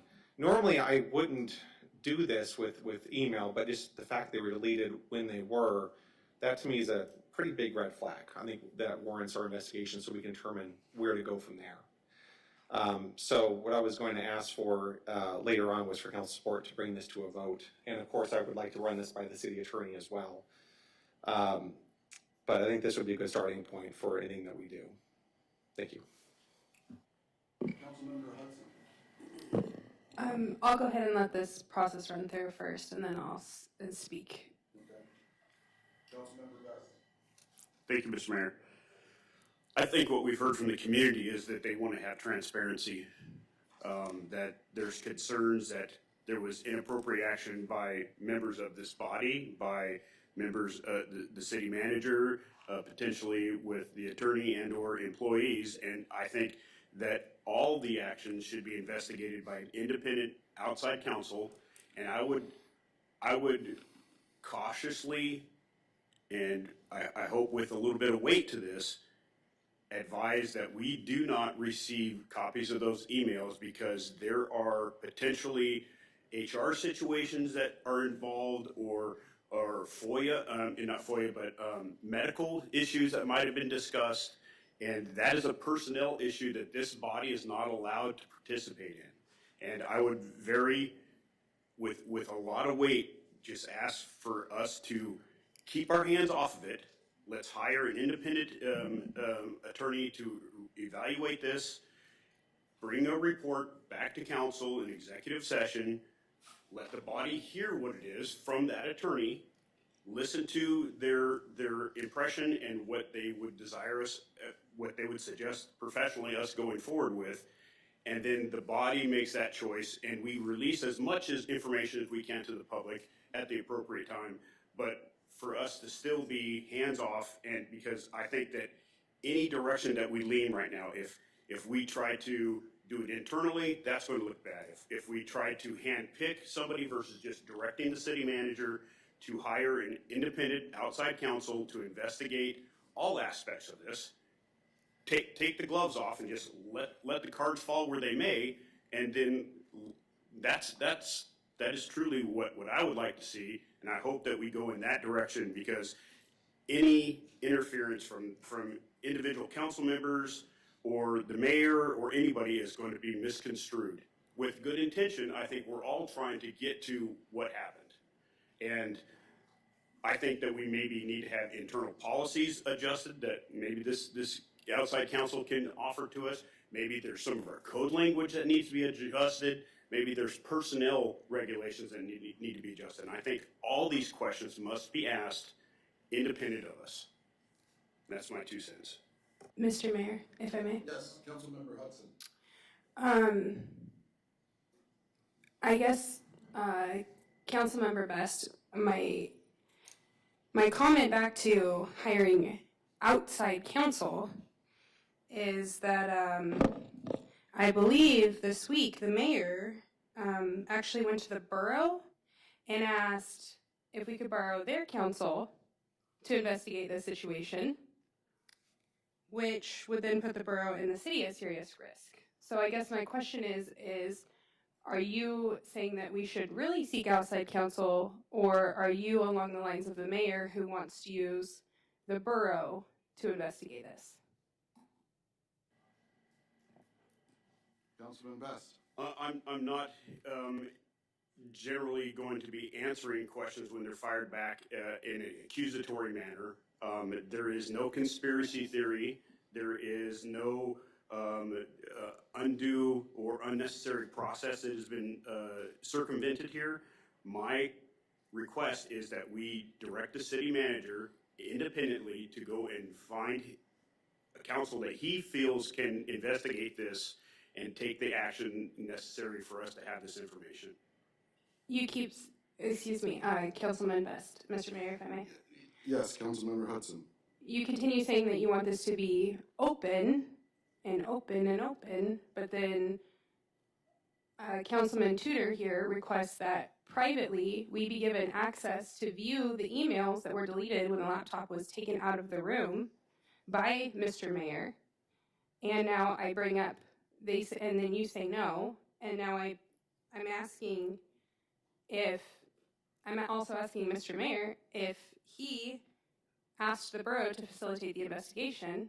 So I also would like that question answered as well. But what I'm asking you, how do you want it to be open to everybody, but we don't have access to the emails that were deleted? Mr. Mayor. Yes, Councilman Best. Through the mayor. Again, I'm the allegations that are being veiled and lobbed across the table here are unfounded. And so I'd just like to say, again, transparent, independent.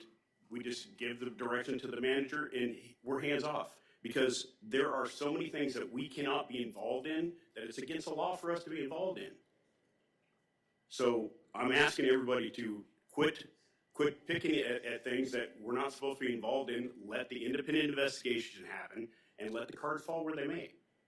Mr. Mayor, if I may. Yes, Councilmember Hudson. I guess I just wish we were this concerned about following code and rules and laws when we went into executive session. Thank you. Okay. So I'll go ahead and offer a little bit of explanation.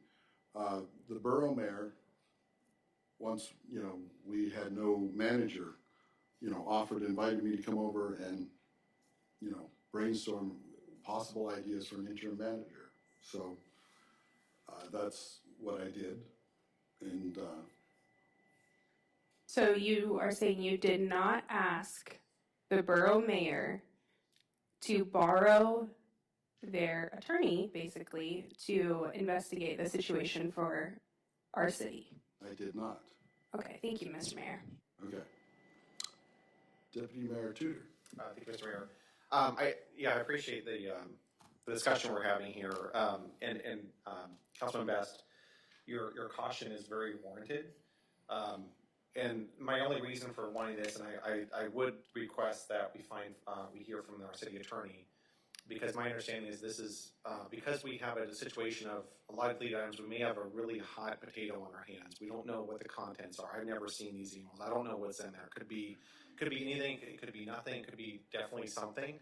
But my concern is that there could be something that we as a council, that the city needs to handle quickly, because who deletes emails like that after something that happens? To me, that's a very odd thing to do. So if we can hear from the city attorney, just to kind of hear, if that's okay, Mr. Mayor, just to see what her legal perspective is. Thank you. Now I said the word. Madam Attorney, you still online? Indeed, I am. Can you hear me okay? Yes. So in regards to, let me think this through a little bit. Council asking for something that would, deleted emails would be deleting of a public records, period.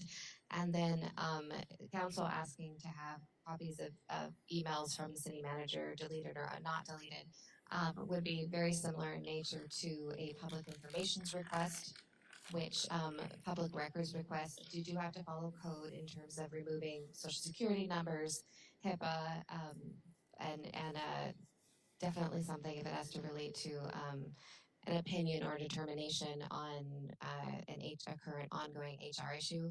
Those are traditionally, those sort of records requests traditionally go through the clerk's office, and then myself and HR if relevant, or the clerk's office or the relevant department review the emails before they're released to make sure that private emails are not out. So that's, if this was to be certainly unique having city council do it, but it's very similar in nature to a public informations request, which the majority of those emails would be subject to.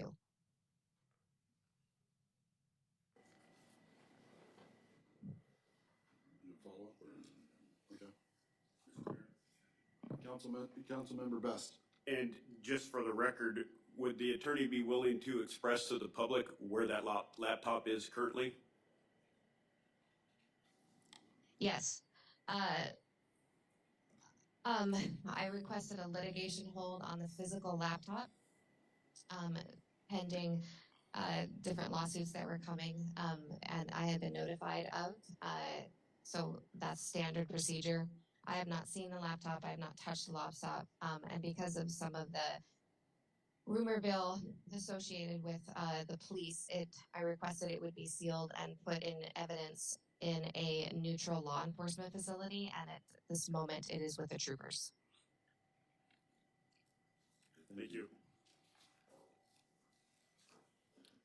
Mr. Mayor? Yes, Councilmember Hudson. So, with all the, I guess, legal parameters that she discussed with HIPAA and whatnot needing to be cut out of the emails, what would be the time frame we're looking at to get copies of those then, if legally we can get those? What? So I just mean if they need to be gone through and things need to be, redacted, thank you. What would be the time frame? I guess I'm asking the city attorney specifically, who would go back through those and redact the information from the public? Has it been done already? And what is the time frame where we could see those? Madam Attorney? Yes, I have not seen the deleted emails, so if this was a public information request, then the time frame is 10 days, and then depending on the speed if needed, it would be another 10 days if that was submitted to the clerk's office. And again, traditionally, I myself or HR, but would do it in conjunction with probably the interim manager, would be reviewing for, protected data, and that protected data is defined in code. Those are specific categories that are protected. Thank you, city attorney.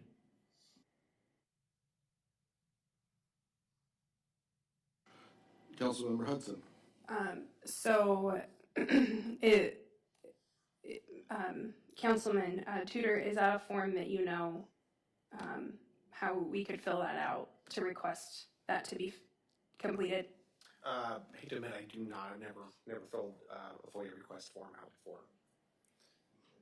But as Okay, well, I will make sure to figure that out. Thank you. well, I think that's something the council could direct the manager to. Okay, perfect. Thank you. And we're speaking, did you say how many?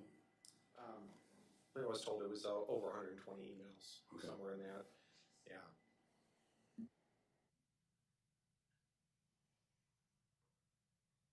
Councilmember Anzalati. Thank you, Mr. Mayor.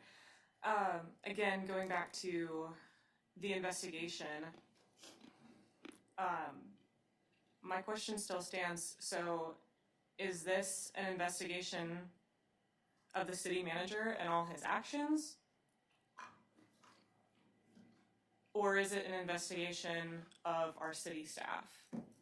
Because, as I mentioned previously, if we're investigating the city manager, what's the point of that? Because the agreement that you brought forth that changed his contract to where we can no longer sue him for anything known or unknown, why are we investigating him if we can't pursue anything legal against him?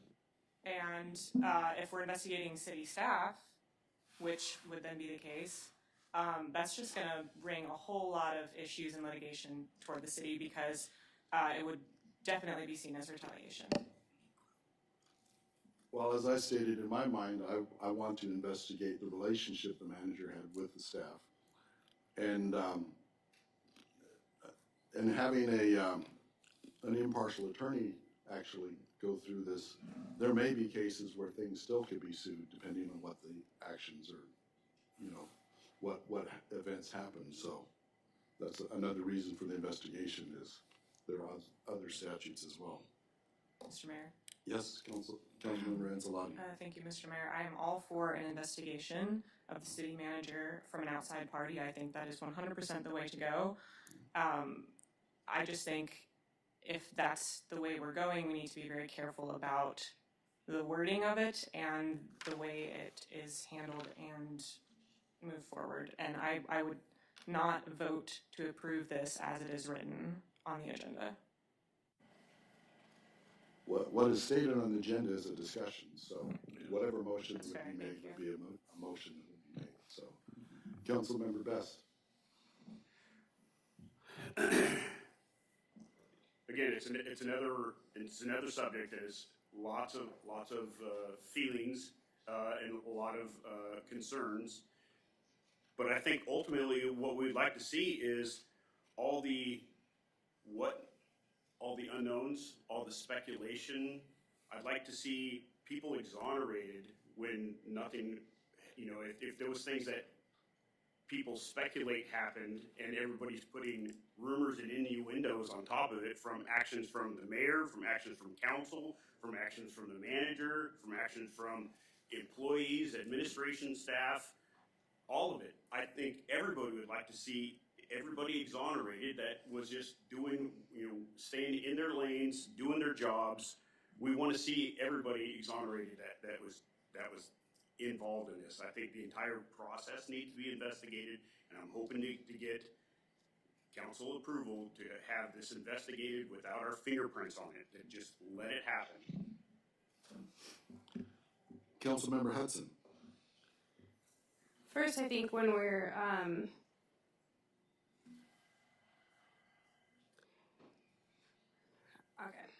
if the purpose of this investigation is to deal with the city attorney, then we need to reconsider using the term investigation. The city attorney came to you, Mr. Mayor, with an issue over email, and you, as the mayor, failed to respond. She brought facts to the table. She warned us as the council about the possibility of lawsuits, and you, as the mayor, shall advise the council concerning the affairs of the city and make recommendations thereon. City Code 2.05.040. If the attorney came to you with these facts, and if you had the city's best interest, you would have brought it forward to the council and asked for the termination for convenience yourself immediately. But Councilmember Anzalati had to do that. And then, against contract, you approved the council giving him $75,000 while he claims he resigned. Nowhere in his original contract would he get paid for resigning.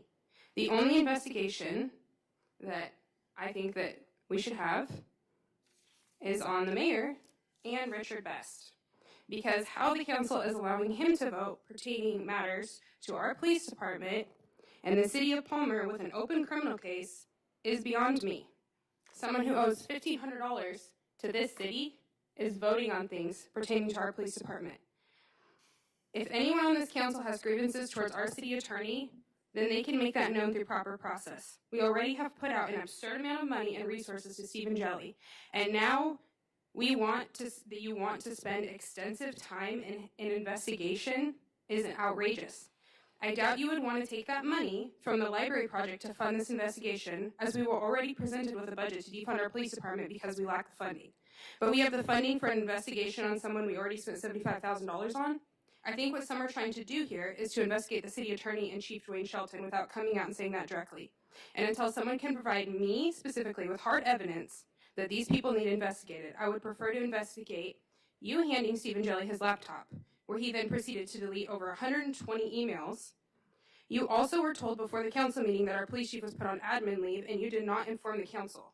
I also would like to request that we investigate who on this council Stephen Jelly was referring to that approved him moving communication development from our airport to the new library to fund money into the library from the airport. Or we can investigate executive session being broken, code 2.04.090, where it states subjects may not be considered at the executive session except those mentioned in the motion calling for the executive session. The overlay you brought into executive session was not mentioned in the motion, and when I requested it to be read to the public, you denied my motion. Mr. Mayor, you also went to the borough and you did ask them to facilitate this investigation and to share their services, which would again put the borough and the city at risk. Thank you.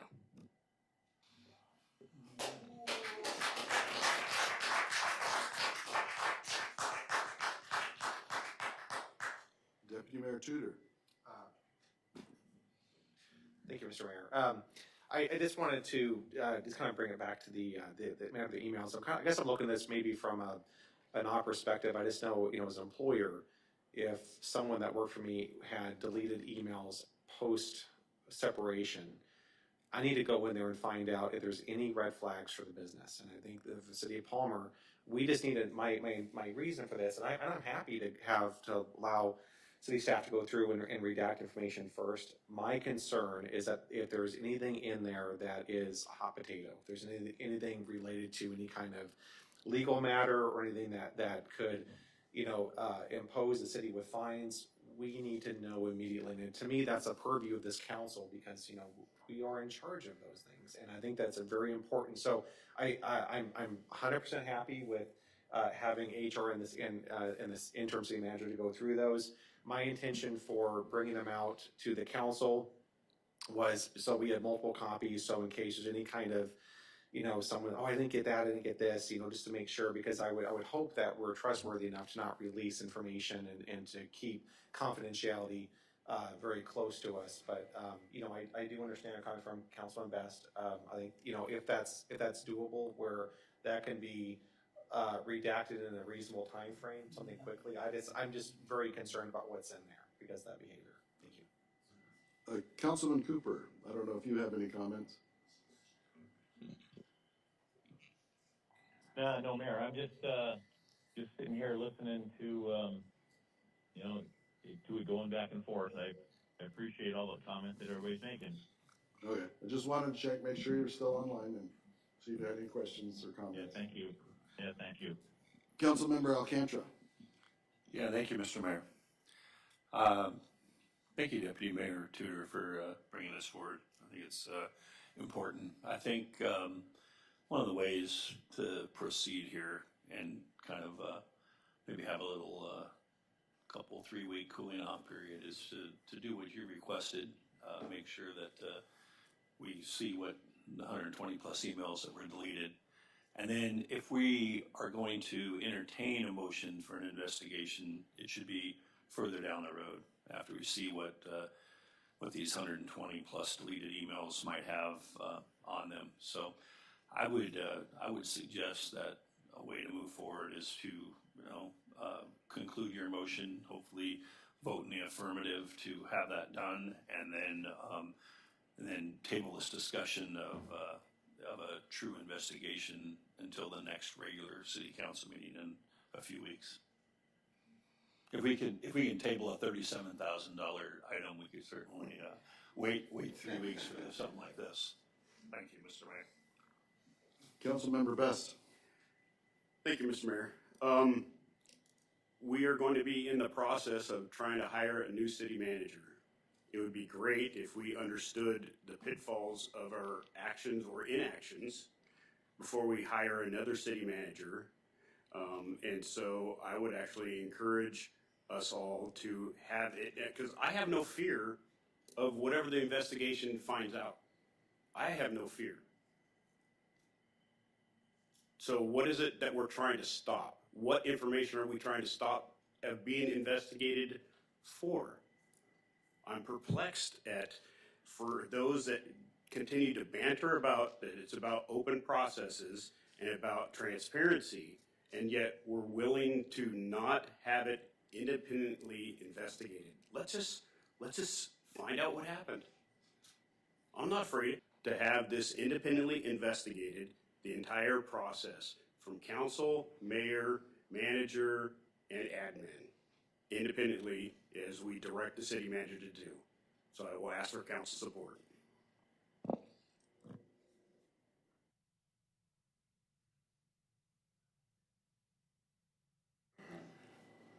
Well, I would support it, and I'm not afraid of emails, et cetera, that I have written.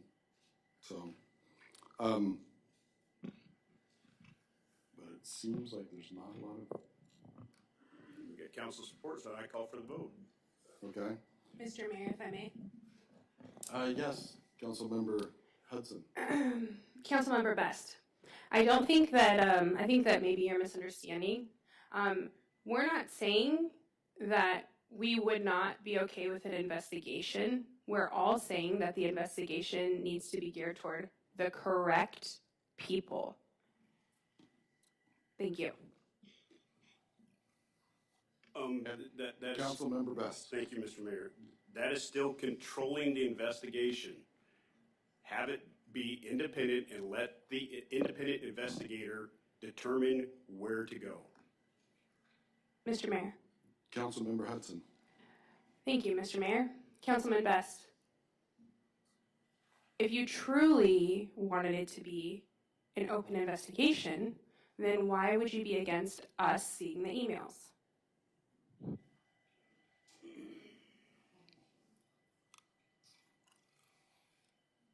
So it seems like, to me, it seems like we have kind of two issues, and there's no reason we can't do two motions to direct the manager, but maybe the manager wants to chime in. Mr. Manager. Mr. Mayor, brave soul. I would say that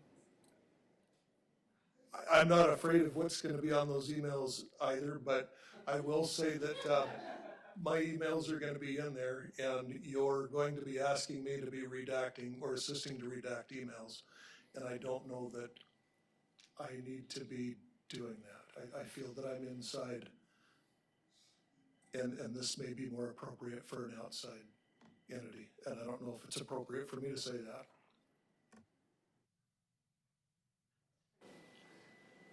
Deputy Mayor Tudor. Thank you, Mr. Mayor. I'm sorry, Councilman. No, you're good. You're good. I was just, yeah, and this kind of goes to my point of,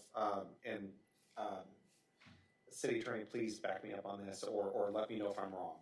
But that seems to be why it'd be under the purview of the council in this case, because we are tasked with overseeing the city.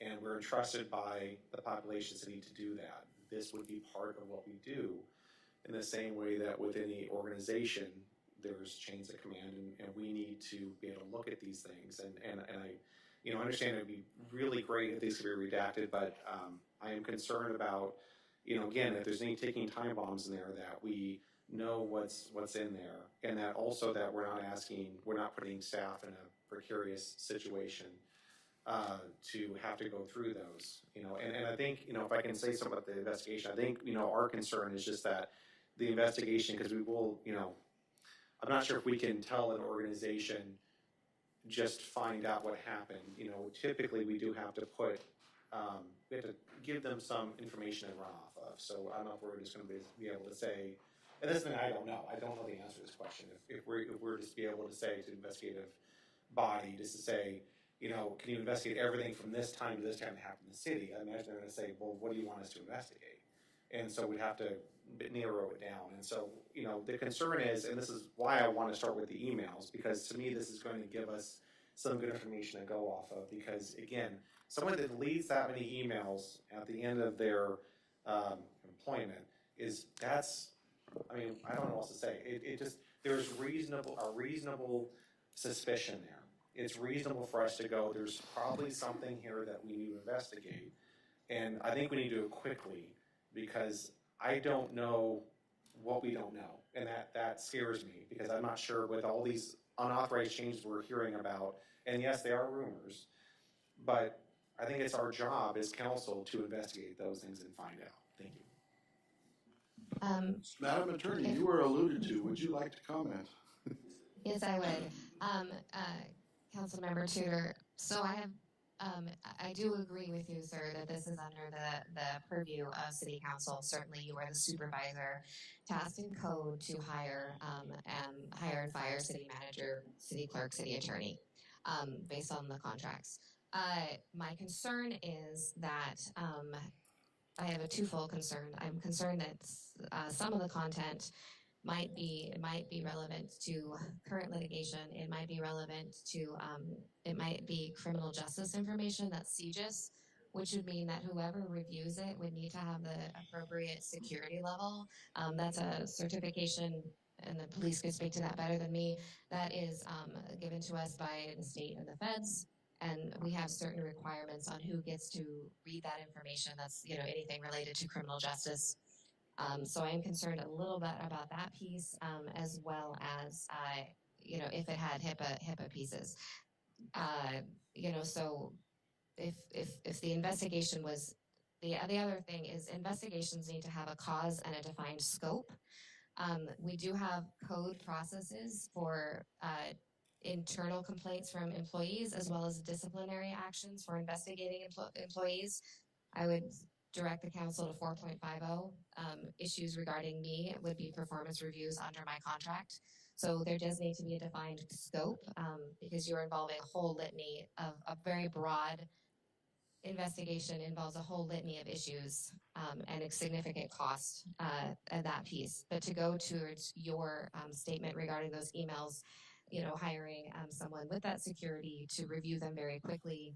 I don't know if Elizabeth could come back on contract with HR, or there's some different employment law attorneys if you wanted to have those identified. But there will need to be a scope defined by any investigation, and it would need to honor our code and our processes in place. Mr. Mayor. Councilmember Alcantara. Thank you very much. Councilmember Tudor's right on line. He does need to apologize for the fact that he was our employee. Each person up here is 1/7 of his boss, including you, Mr. Mayor, and you, Deputy Mayor, and the rest of the council members. So you would take this tack, you would do this and try to find out this information. No one's afraid of what's going to be found out. If anything, let's open up the investigation to anybody and everybody sitting up here. I'm very comfortable with the 5 emails in 53 days that our former city manager sent me, 2 of which were city manager reports. So, yeah, there's nothing to hide, but is there any need to do an investigation? This is a discussion piece. This is, let's talk about it, let's think about it, and let's give it a little time to simmer and cool down, and not do it this evening. Let's do the Tudor piece today. Let's discuss the investigation at another meeting, whether it's a special meeting, whether it's November 12th, whether it's next week, add it on to something. I'm okay with that, but we've tended to rush into some things in the recent past that we shouldn't have rushed into, and I don't want to see us rush into something tonight. So that's where I'm leaning.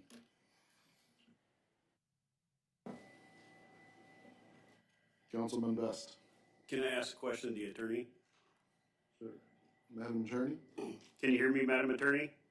Yes, sir, I can. So do you have any problems if we were to take the letter that you submitted to council and ask for an independent evaluator to look into that and to build us a timeline, and then from that timeline be able to ascertain who best to investigate, as whether or not the mayor knew something, the manager knew something, and the other communications in regards to the letter that you sent us, that you read into record? Would that be a good starting point that you would be comfortable with having an independent investigator look into? The letter that I sent and that I read on record is what you're referencing, I believe. Is that correct? Yes, ma'am. Okay, so that refers to the official acts of the city manager in the course of the performance of his contract. So my understanding that would be related to an employment attorney. My concern is we have investigation definitions for our employees under code. So randomly or broadly doing a scope that included city employees is deeply concerning, and I think is going to be a challenge to be able to work around that. If you wanted to do it targeted on the specific components of performance for Mr. Jelly and the city manager Jelly, that scope would have to be defined. And an investigation of this option also, would need to notify individuals that they're being investigated. They would need to be able to have the opportunity to lawyer up. It's, this is not an easy thing. This is a complex process. Councilmember Best. So more to the point, so I'm going to just create something here. So let's just say we had an employee that had an issue and took it to a director, and that director took it to a manager who was maybe filling some multiple seats, and I would like to understand that timeline. And so I'm not wanting to have individual employees as to whether their job performance was spectacular and that kind of stuff investigated, but it's just the timeline of the accusations that have been made. I am very interested to understand process and procedures of this entire situation, as how our city reacted to things, both from an employer aspect, from our employees, whether or not there's enough training there as to process, was there enough HR cover and support. I mean, all these are things that need to come out in this process, but we seem to be stymied on a feeling that people are being targeted, and it's not people being targeted, it's the processes that I'm trying to make sure that we understand, that we maybe reacted poorly or didn't react poorly or inefficiently. These are all these questions. So this is where my question to you is, if that was a starting point, is there a way that we could manage this and be very direct to the manager of what we're asking for him to do, and to have it investigated thoroughly enough so that that attorney would be able to bring it before us? I do know that there are some employment law experts. The city of Wasilla has used some on occasion. A situation like this would be potentially an HR investigation that's still very, very delicately put forward. And possibly if, no city employees were ever mentioned by name and it was just employee A, B, and C, and you were just looking for a timeline, that could be potentially possible, provided you could find an employment attorney willing to take it on such a broad concept. Madam Attorney, if I remember, some of your discussion points were talking about how the department heads, were being told different things. So to me, that would be kind of the, part of the interaction with the manager. But would that be causing problems still if we went to that level? I think as long as the confidentiality would have to be protected, as well as protection built in so that there was no retaliations regardless of the outcome for any at-will employees with a new city manager. I mean, like, if, for example, this was like a for-cause evaluation of a city manager for their actions, it would be an HR, probably a workplace investigation put forward by probably an employment law expert. And Holly Wells did give me some names of those that I could share with the interim manager, or he can call and get references as needed. But the vital part is that it can't be seen that city council is targeting city employees. Right. And I think Councilmember Best was kind of referring to the process that our form of government is called a manager form of government, and I guess I'm wondering if there needs to be, a little more description in how that relationship works with the council and with the staff, to set us on a better road going forward.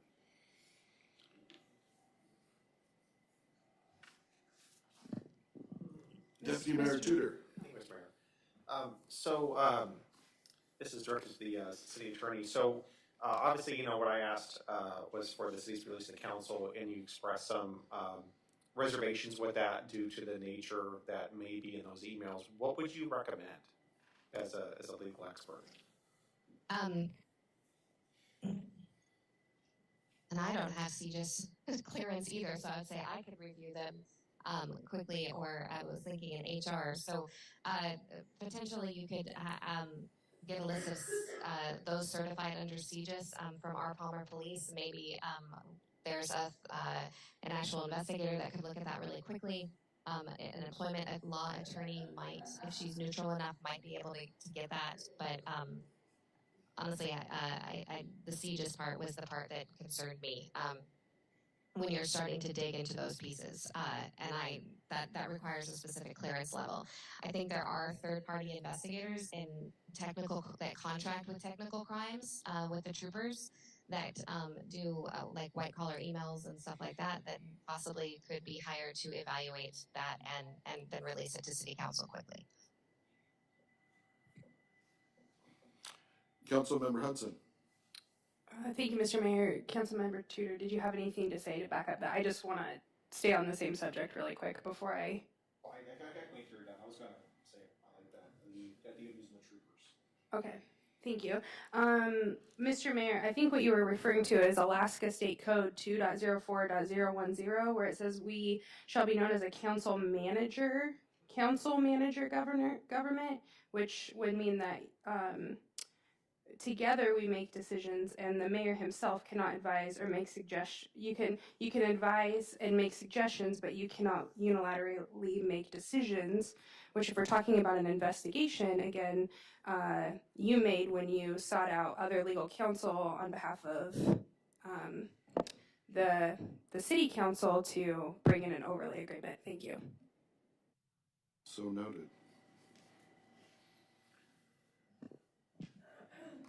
Deputy Mayor Tudor. Thank you, Mr. Mayor. So,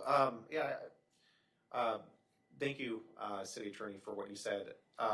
So, I suppose what I'm asking for at this point is council support to come to a vote to release those emails to Alaska State Troopers, to have them go through redact information so that we can review to make sure there's no issues of confidentiality. I just wanted to see what the council had to say about that as well. We already have a Point of motion. order, yeah. Oh, yeah, I motion is understand. second. I was hoping to get that clarified because I didn't put in there who was going to look at it, because I initially asked for the rest of the council to do so. Well, And if I may, it doesn't have to be the troopers, just someone with a CJIS security clearance. So you could not make that so narrow in scope. Okay. but Councilmember Best had started with a motion about the actual investigation. So that's on the floor at the moment. We ready to vote on that?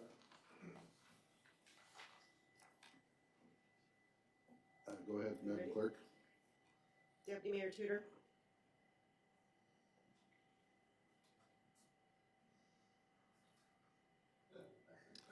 Maybe we're not ready to vote. Do we? Yeah. Do we? Is there? Should we take a break? Yeah, that'd be fine. I was trying to find the scope of what we're asking for. What are we Okay, we're voting still- on right now? Just the investigation specifically? Yeah. Is there a scope is there a scope in the investigation on the request, or is it just saying just anything? Because I'm just trying to just make sure my ducks in a row here. Madam Clerk, you don't have, No, I don't have the whole thing. This request, just says an entire scope of determining where to go from here. Independent. Can you word it better for me? I'd have to go back and. yes.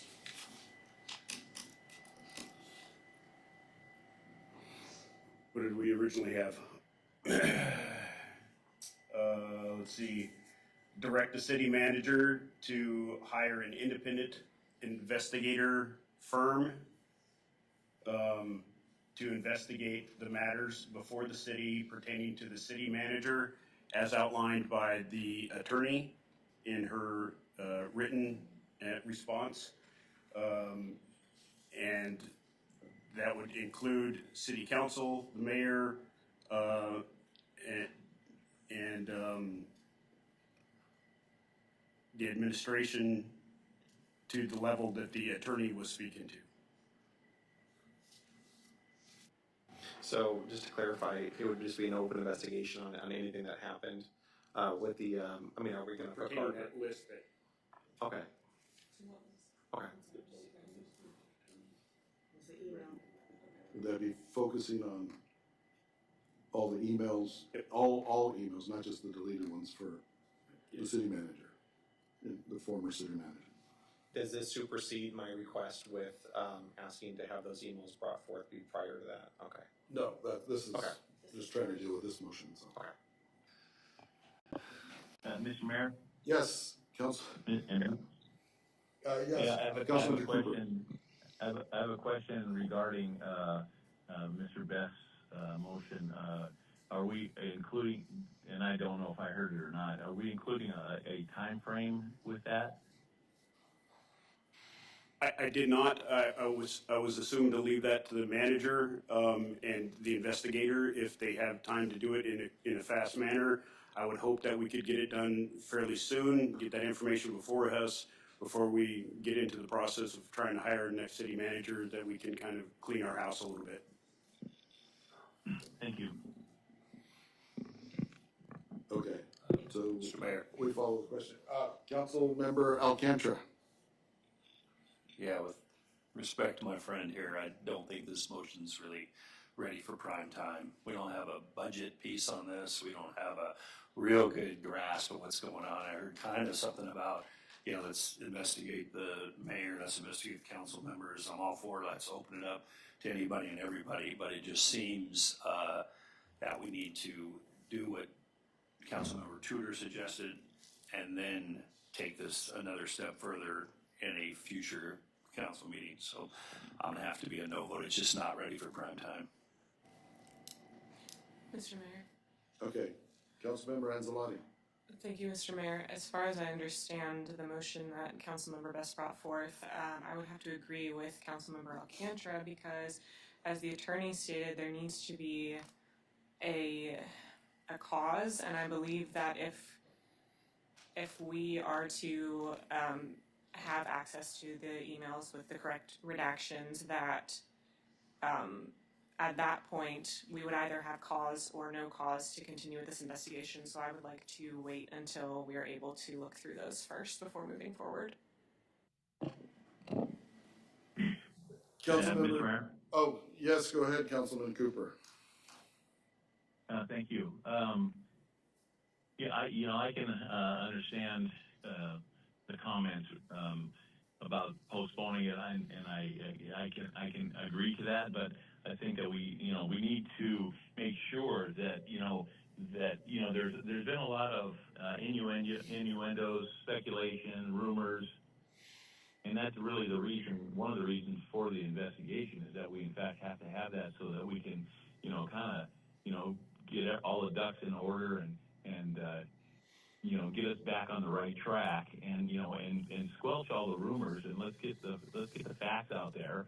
And I think that's what the investigation is intending to do. And whether we postpone it, I guess is all right with me. But I think that was kind of intuitive when we gave the information to the city manager and have him do some research on that and then get back to us about the investigation. So, anyway, thank you. Okay, Councilmember Hudson.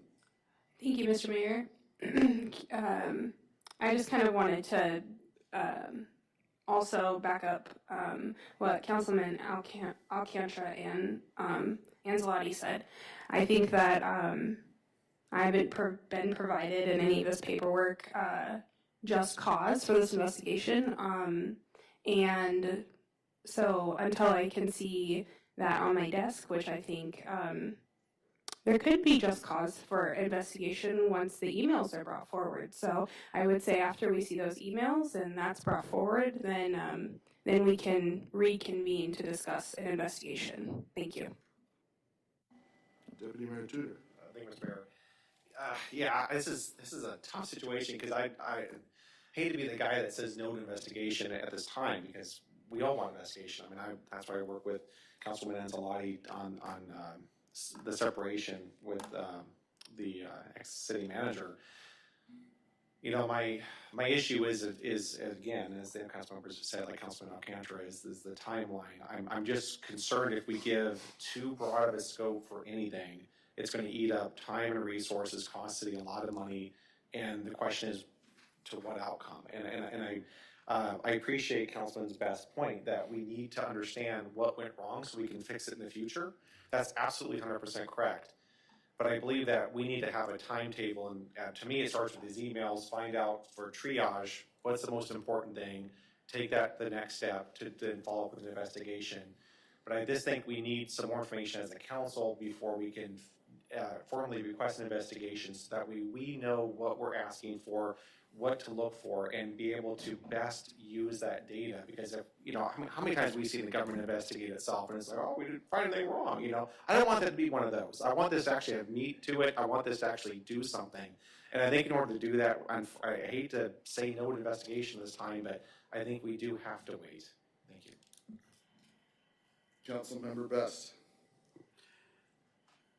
And I hope you don't take this as a personal affront, but I mean, you just said that we don't want to be government investigating itself, and yet that's what you're doing. That's what you're suggesting, is that we investigate ourselves, and we do the investigation ourselves, not an independent. An independent is going to be independent. It's going to be out there. We're going to get that report back to us. Hands are clean. We're not touching it. Instead, this seems to be very manipulated about holding the thumb on the scale right now about what we know. And that's a lot of this stuff is not our purview. I'm disappointed that we're having this discussion, and I hope that we can have it investigated and everything come out. Deputy Mayor Tudor. Thank you, Mr. Mayor. I just wanted to clarify, I'm not asking us to investigate everything. I'm just looking to have the contents of these emails, because if someone deletes that many emails after termination separated, that is a huge red flag that we have a time commitment. Wait, hang on, Councilman Best. And we do need to have an investigation, and the investigation needs to be done properly. I'm not saying that it's not, I don't think anyone's saying that, but I'm simply going, we have a timetable that we have to make sure that we have an understanding of what was done. We have an understanding of if we as a body, because we are responsible for making sure the health of the city is okay. If there's something bad in there, and I don't know what it is. I have no idea what's in those emails. But I just know that if someone deleted that many emails, there may be something that we need to get on ASAP. And I don't want it to be delayed with a broader scope of investigation that can take quite some time. I just think we need to focus on this first, and then we move on to the investigation. Councilmember Best. Oh, Councilman Cooper. Thank you. Just a quick response to Deputy Mayor Tudor's comment about, it's the city council's responsibility to, make sure the city is safe, and so we need to look at these emails. This might be a rhetorical question.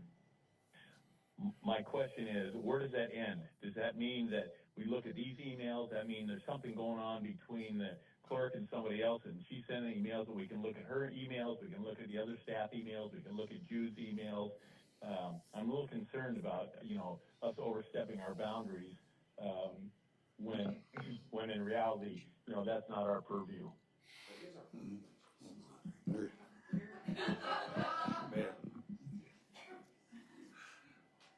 Are we ready to vote on Mr. this? Mayor, comment, please. Give everybody else opportunities. Councilmember Alcantara. Thank you, Mr. Mayor. Yes, it's our purview. We're 1/7 of his boss, or 1/7 of John's boss, or 1/7 of the boss in the future is absolutely our purview. And I wholeheartedly agree with the deputy mayor. Let's not bog it down. Let's move forward. If there's something to address a week or 3 weeks from now, our next couple of meetings, we can address it then. And let's vote if you're ready to vote. Okay. So, Madam Clerk, can you call the roll? Deputy Mayor Tudor, No. Councilmember Cooper, May I ask what we're voting on? I'm sorry. Good point, do you want to clarification. do it again? We already stated the motion once, twice. So this is the motion for an investigation. Regarding the attorney's letter, okay, thank you. Right, okay. So Madam Clerk, if you could call the roll. Okay, Councilmember Cooper, Yes. Councilmember Best, Yes. Councilmember Angelotti, No. Mayor Carrington, Yes. Councilmember Hudson, No. Councilmember Alcantara. No. Okay, 3 to 4, fails. Okay. So now the floor is clear. Did you have a motion? Mr. Mayor, I asked for I asked for a roll call vote for us to. Just make a motion. Mr. Mayor, I just said as a council, that we vote on releasing those emails that were deleted by the previous city manager to an appropriate authority that can redact them and provide them to the council for review. Second. Okay, to direct the manager to.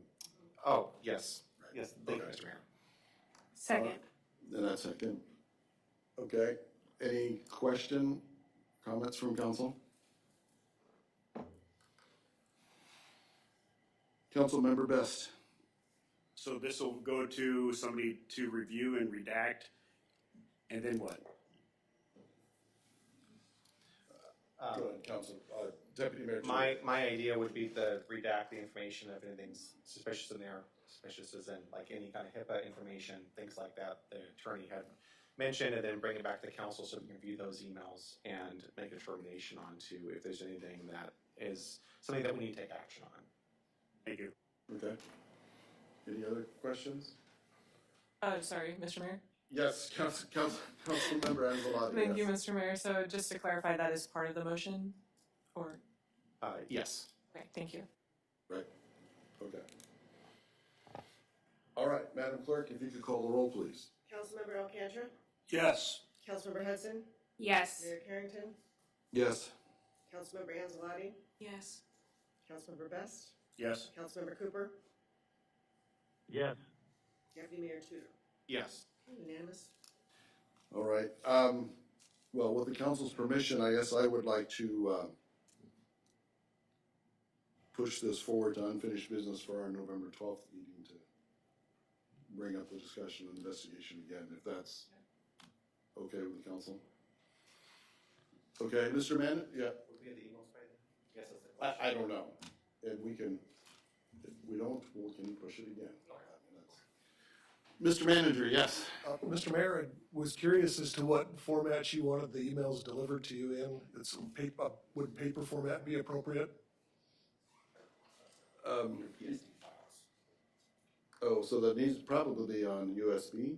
Yeah, I did go with, Go ahead and give it a little explanation here. just in case as this were to pass, I did go purchase USB sticks to provide to the interim city manager. They're still wrapped and everything, so.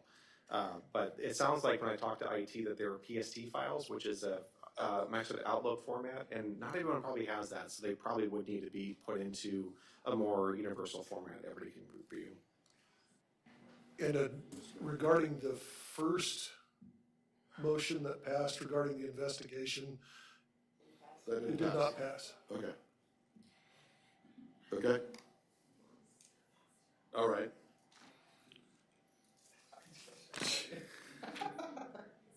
All right. So then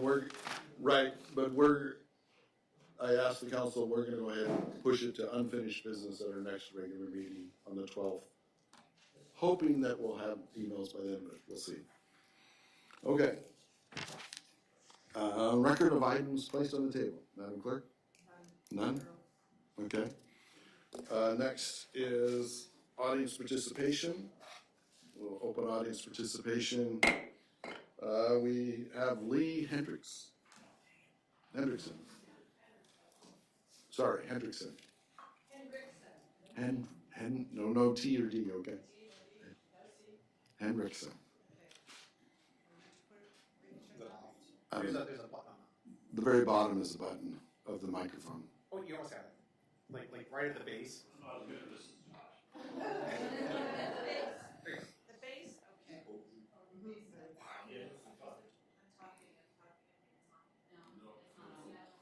There's a screen on there. Sing a song. There we go. Okay, now it's on. Okay. I'm here to speak to you about something I hope to speak to you before it got voted on, which is Action Memorandum 24059. I'm really disappointed that we finally didn't get action on something that's been a safety hazard in the city for years. People from the Pioneer Home fall down and get hurt, people's cars break, and all of us have to slow down and hope our car doesn't break or forget to slow down to a crawl of 2 to 3 miles an hour so our cars don't get hurt. So I really urge you to get going on that. It's been an issue for years, and you had an opportunity. Jude's been working on it. And don't kick it down the road. Get the work done. So that's my one comment to you. Thank you all very much. Mr. Parkwood.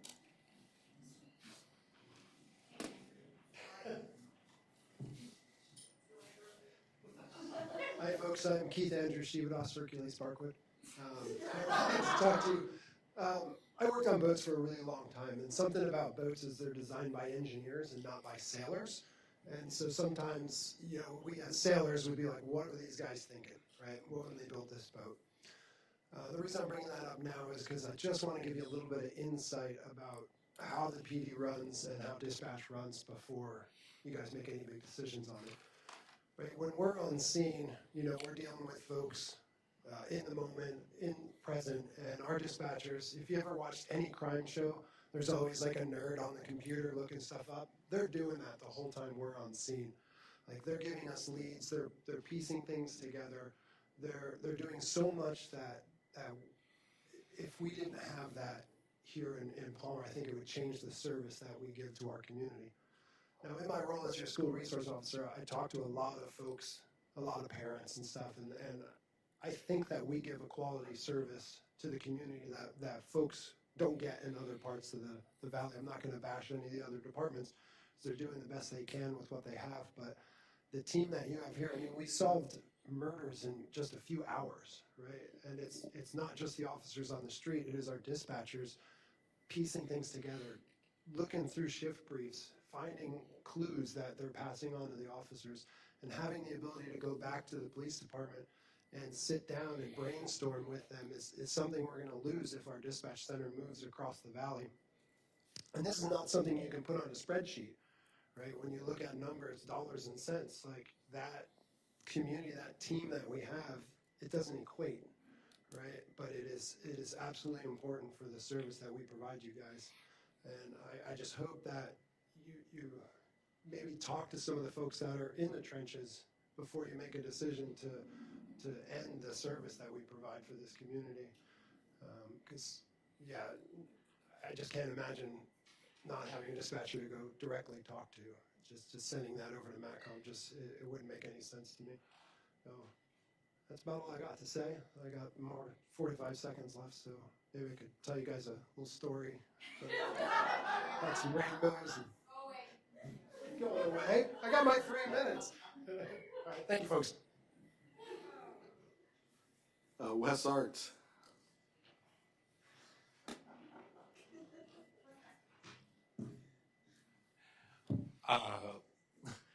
Wow. I like to acknowledge it's things do work as a team. Everything from you guys being up here to city workers and to emergency first responders. It's everything is connected to everything else. You gotta please remember that.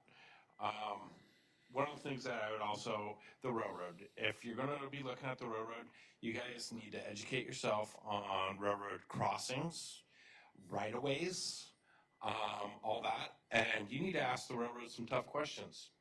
Go, are you ever gonna come back into Palmer? And try to narrow them down to give them an answer for you. I think you're getting ready to have a wake-up call. Unless they're making tons of money, they're never coming back, no matter how much the public wants them. And if they do come back, they're going to kick everything out of their right-of-way. So Colony Way is gone, as you know it. That's 6 inches. Their right-of-way is 6 inches in front of the front door of the bar. So just keep in that mind. Educate yourself on how the railroad has dealt with other communities on these sorts of things. Please, that's questions you should be asking them if you want to know what they're going to do. There's a lot of people that are under the misconception that the railroad's going to come back into town. They're never coming back unless they find uranium or something up in Sutton, and then they're going to cut this town in half. And so just kind of like a heads up. I mean, I would like to see a train come in, but they're going to cut Colony Way out. It's just like, they like to have their space around themselves, and they want to control it all. Okay, thank you, and have a good day. Is there anyone else for audience participation? Hello, my name is Travis. I live in Palmer. As for the trains, I spoke to some of you individuals. If we're going to bring the train back, there are some things that we need to consider. Is the parking issue. What I envision with the train is that there'll be people commuting back from Palmer to Anchorage. You know, instead of having to sit in the godforsaken traffic that plagues most U.S. cities. But the problem is the traffic, plus because trains are long, they'll block certain block roads, and people go to work when the kids go to school, and it'll hold up a lot of traffic. All right. So here's what I envision. I envision that instead of commuters taking the train in the original train depot, they could use the train depot at the fair, because there's fewer roads that it'll block, and plus you have a big open space area for parking, so that'll solve that. So there's something to consider. Plus I've written all this stuff. At the post office, there's usually a place where potholes like to form in the very same place, no matter what. So I envision that they tear up the whole parking lot and resurface the whole thing. And I have a message for the new city manager that I want him or her to help my recycling agenda come into fruition. And and with the budget, you need some form of revenue. I don't care if it's recently I read that they'll be opening a casino in Eklutna. Could be gambling, legalizing the marijuana, or pay toilets so that homeless people don't wreck them. Make them pay. And yeah, and also the library. If Wasilla, a bigger city, was able to build their library for $14 million, why do we need a $19 or $20 million library? And Palmer's a smaller town. So that's my 50 cents. I'm out of here. Thank you.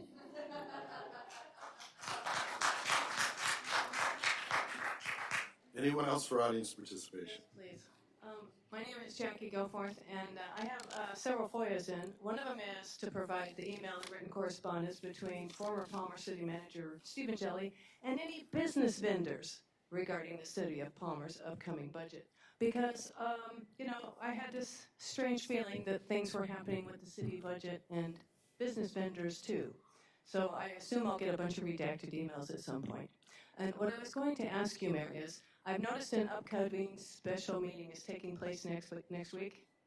And is that going to be for the Wolf's Library thing? Because if that's going to be for the Wolf's Library thing, is it possible for the council members to have comments on that? Or does that cut the comments off? I just would like to please implore you to allow them to have comments on the presentation on the library, because I understand it's not what it used to be. Thank you. Anyone else for audience participation? I don't fit in this. Can you guys hear me? Yes. Sorry, I don't fit in that thing. So my name is Luke Zipsky. I'm one of the sergeants there at the Palmer Police Department. I have been in the city of Palmer doing emergency service since I was 18 years old. So it's very near and dear to my heart. That being said, I want to address the pay stuff. And I know it was mentioned before, but I've kind of had time to digress and digest everything that's been said. It was mentioned earlier that we just lost a sergeant of 19 years. That's 19 years of institutional knowledge that went over to a neighboring department. They got a great guy, and we're going to miss that knowledge. We also lost another sergeant, same thing. Years of service. I believe he was in the 16, 17-year range when he went over to Wasilla. We're losing them because we can't afford to pay them here. And we need to keep what we have. We have to show that the employees that we have are appreciated for what they've done for the city. I can tell you that I am high on their recruiting list. That's not a brag. That's not to show anything like that. Right, but they're just trying to take that institutional knowledge because they know they need it over there. And I want you guys to know that I'm staying here. But that's because I care for the guys that I serve, that I supervise. But man, it's not just the police department, it's the wastewater, like Jude said earlier. They get the certifications and they're gone because we can't afford to keep the good people. God help us if we ever lose our mechanic, right? All the certs that he has, for what he does, he services every single vehicle we have in the entire fleet, right? If we were to try and hire someone who needs all those certs, we're never going to find them with what we pay them. It's just going to be that hard. So I know we have a hard time making some money in the city, right? But we need to look at doing something to make sure that we retain who we have so we don't lose any more. Furthermore, it was mentioned earlier, what can we do to improve the process of the city manager? I am available for background checks. I do that on the routine. I'm serious.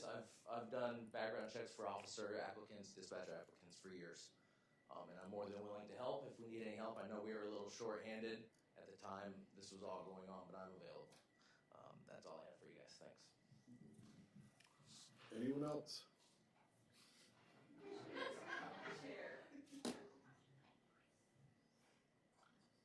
You can sit if you like. I fit in the chair. Okay, thank you, Mr. Mayor and council members. Mike Malewski, I live in beautiful downtown Palmer. I want to shift the focus a wee bit. I'm going to go back many years ago to Nome, Alaska. I was a founding member of an ambulance service there, served there for a number of years before coming here, served on the Palmer ambulance service. So I have some understanding of the first responder idea. One of the things I learned early on going to an ER was that I recognize the difference between what's called acute and chronic. There's an acute situation or a chronic situation. Many of you understand that. It's something that you have to respond to immediately because it really needs a response. And there's something, then if, for example, you find yourself responding to the same place over and over again because it's a bad road. Not to suggest that there's some connection here to a certain crossing or two we're talking about, but you begin to see that's a chronic situation. Now I'm going to take that forward here and remind people that as I listened tonight, I was, I think, appalled at someone used the term innuendo, throwing things back and forth amongst council members.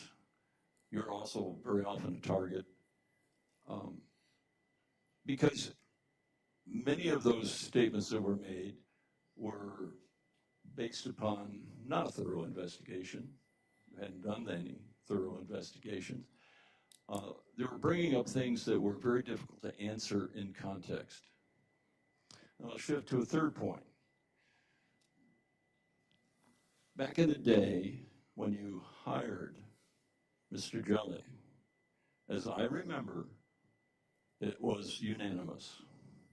There was only one member of this council that wasn't there to do that. So you share in the picking of that individual. Ironically, I believe that Mr. Jelly has done, with all the harm and the hurt, pain, and all the cost in dollars, has done the city a service. Because by coming here as he did, it appears, I just say it appears because I haven't done an investigation, that he's asked you to up your game. Not individually, by the way, because that's what was happening today, but as a group, all 7 of you. Thank you. Anyone else for audience participation? Get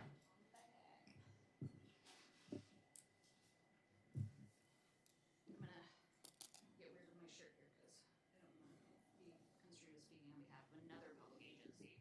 My name is Amanda Graham, and there we go. My name is Amanda Graham, and I'm a city resident. So a lot has gone on here tonight. A lot of different topics have happened. I really appreciate you guys taking the time to really flesh out some of these things. One of the things that came up was, you know, what went wrong and what were some of the process pitfalls. I want to remind City Council that the biggest pitfall, what went wrong, was you did not listen to people. You all knew ahead of time what Jelly had going on before he got here. You didn't listen. For whatever reason, it is what it is. Another concern that I have that was brought up was, yeah, his physical laptop is now in safekeeping with the Alaska State Troopers. That's great. However, I know that the most local governments now are using OneDrive. And I do want to make sure that that is also taken into consideration, that his emails don't just live on a hard drive on a computer. Most likely they are also living in a cloud, which is just somebody else's computer. So we want to make sure that, I'm sure it's been thought of, but I would feel terrible if I didn't bring it up, just because I know how that kind of system works.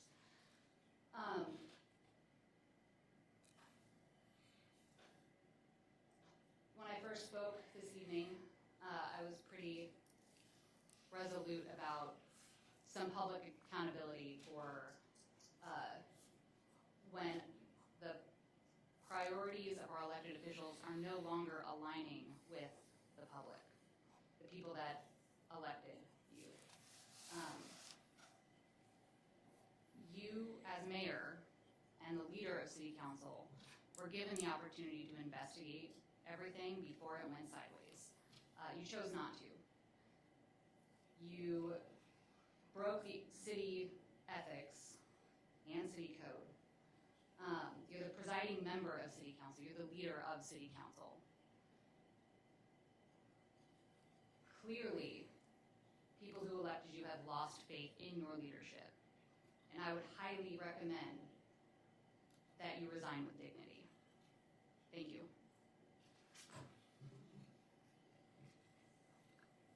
Anyone else for audience participation?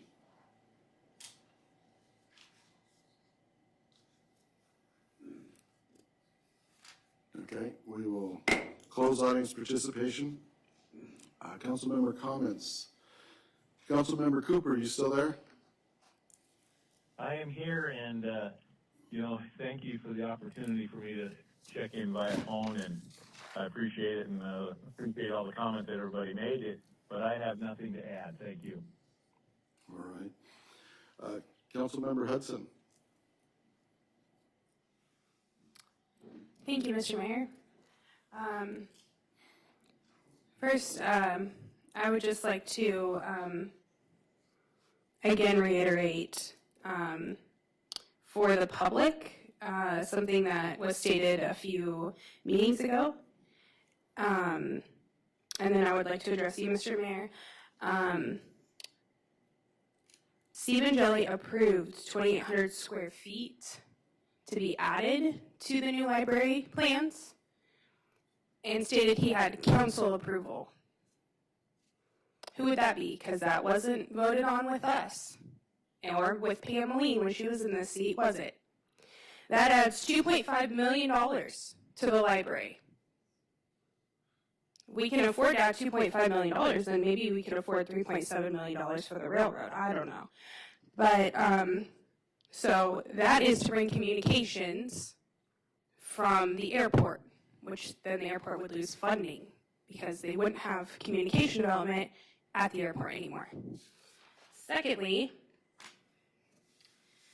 Mr. Mayor, I cannot wait to see the agenda at the next meeting prepared by our interim city manager and the clerk after they consult you separately. Like I said, following code, you are not responsible for creating the agenda. And if you continue to do so, you are breaking code by acting as a city manager. I also hope from here on out, when I email you, Mr. Mayor, you answer me directly instead of answering me in the mayor's report, as I still have yet to speak to you since being elected, except when you approach me after executive session, asking me to speak quieter from this dais. Thank you.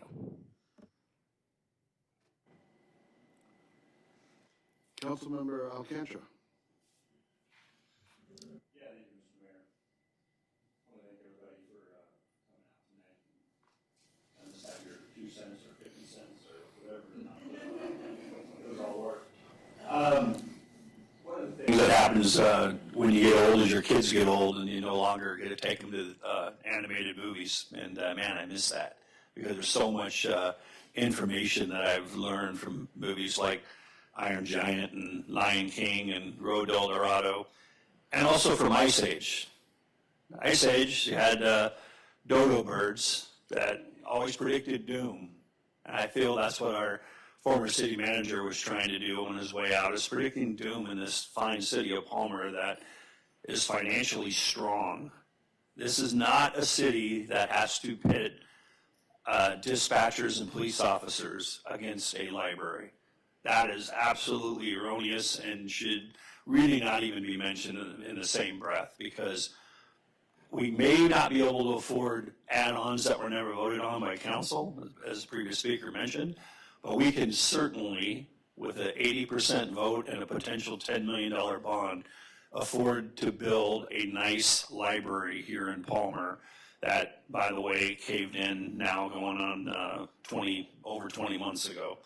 So I hope moving forward, people look in the big window instead of the rear view and say, hey, how can we move this thing forward? Just in the budget tonight, on page 56 and 57 of the document that was put out, there's a $2.5 million surplus between revenues and expenditures. We have $9 million in the bank. Our revenue is our tax revenue is 85% from sales taxes. As somebody mentioned earlier, shopping in Palmer. I commuted to Anchorage for 14 years. One of the reasons why I could never serve in this body, because I was always working till 6 o'clock in Anchorage. And people would always ask me, why don't you shop at Eagle River, Fred Meyer? Save your money. I said, no, I want to shop at Palmer, Fred Meyer, and Palmer cars, because if I buy $100 worth of groceries, I want the city to get $3 so they can do something with it. I said, I commute to Anchorage, but I don't need to give Anchorage my business. I live in Palmer. And as far as expenses go, we talk about money we might owe our water, wastewater treatment. It's the same as I have a mortgage on my house. Every month I got to plunk down $2,000 to pay towards the mortgage. Nobody ever comes and says, write me a check for $200,000. They say, make your $2,000 mortgage payment for the rest of this time, and eventually someday you're going to get this thing paid off. There's no immediate need to go dumping a bunch of money anywhere in our budget. So that's one thing I'd like to put forward. No more doom and gloom. Let's look things with the glass half full instead of half empty. And I'm sorry our former city manager had a half empty attitude. I want to address October 9th. We had a special meeting. This one hits a little close to home, but without saying what transpired in there, I'll say that I have 6 sisters, 2 daughters, my mom, a wife of 29 years, 53 nieces, great nieces and great great nieces. And I also work in this council with 2 very tough, intelligent women that happen to be council members. On that day, I certainly should have done more, and I apologize to Councilmember Hudson and Councilmember Anzalotti for not doing more. If I could turn back the clock, I would certainly have done it.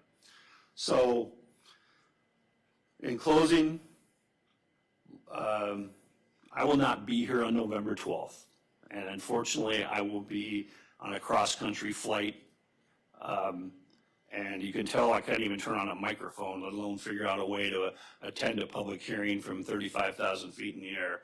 So you'll not see me on November 12th, but certainly be with you in spirit, and I'll be here for the next meeting after that and any other special meetings that might transpire. I probably had a lot more to say, but it's been a long night, and I know we got a few more people that need to speak, so thank you for your time. Councilmember Anzalotti. Thank you, Mr. Mayor. First, thank you guys for your comments on the budget and the changes there. I would like the public to know that many, if not most, of the major changes that were made to the budget were unknown to myself, and I would venture to say the entire council until last week's meeting when it was brought forward. I was looking forward to the library situation coming to light this evening, and I've been waiting for that since they called me into their office the Friday after the manager was fired, and told me some things that I wasn't aware of as a member of the library committee from this council to be involved with the library design. But I think next week will really clear up some confusion and verify some things. And Jackie, don't worry whether or not we're allowed to comment. I will make sure personally that everything comes to light with that. So I'm glad to hear that the chief was reinstated, and I wanted to welcome interim manager Dementi.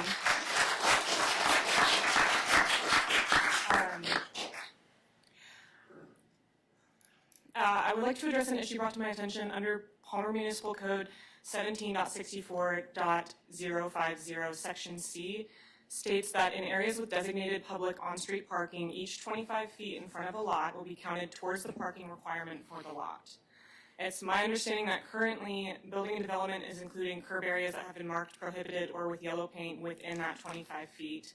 Palmer Municipal Code 10.04.060, Section A states that on city streets, roadways, and alleys, the city shall paint the curb adjoining all no parking and prohibited parking areas yellow, or shall post signs prohibiting parking on the curb adjoining no parking and prohibited parking areas in order to identify such restricted zones.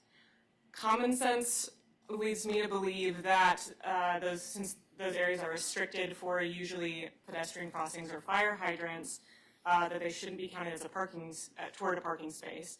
And if this is appropriate, I would like council support to direct the interim manager or the attorney, whichever is appropriate, to bring forth a recommended addition to that Palmer Municipal Code 17.64.050 to the effect that those 25 feet don't include parts of the curb that are painted yellow or marked as prohibited, so that the interpretation is clear and consistent across the board. Second. Thank you. Cool. So, Mr. Manager, would you be willing to work with Madam Attorney with that? Yes, sir. Okay. Thank you, appreciate that.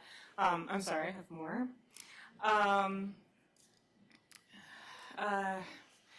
Mr. Mayor, I have been troubled and shocked a little bit at some of your recent actions, which have been very uncharacteristic from what I've known of you.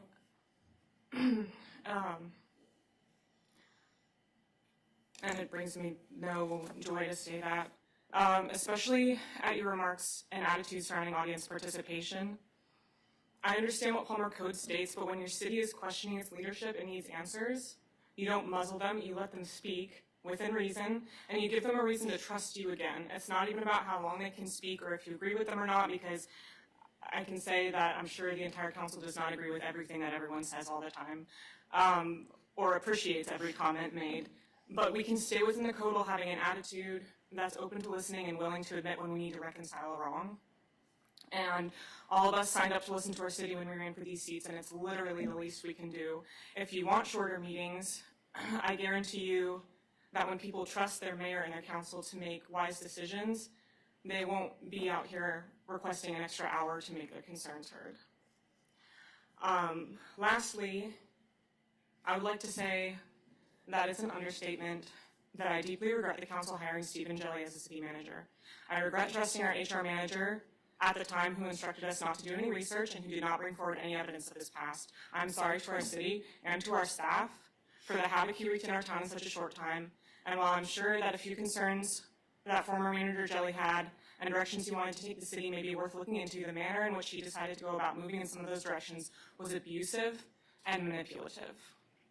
I'm very troubled at the hold he seems to have had over some of us, especially those who probably never saw how he treated those who dared to question his behavior. I experienced this firsthand after deciding to give him every chance at a clean slate, and I can tell you I'm utterly disgusted by what I saw as his true character. While I realize emotions are high, mine included, I will not excuse justified reactions to abuse of power as simply emotional overreactions. I'm doing my very best to repair the situation, and I can assure you there are others doing the same. The truth will come to light in time, as it always does. Thank you.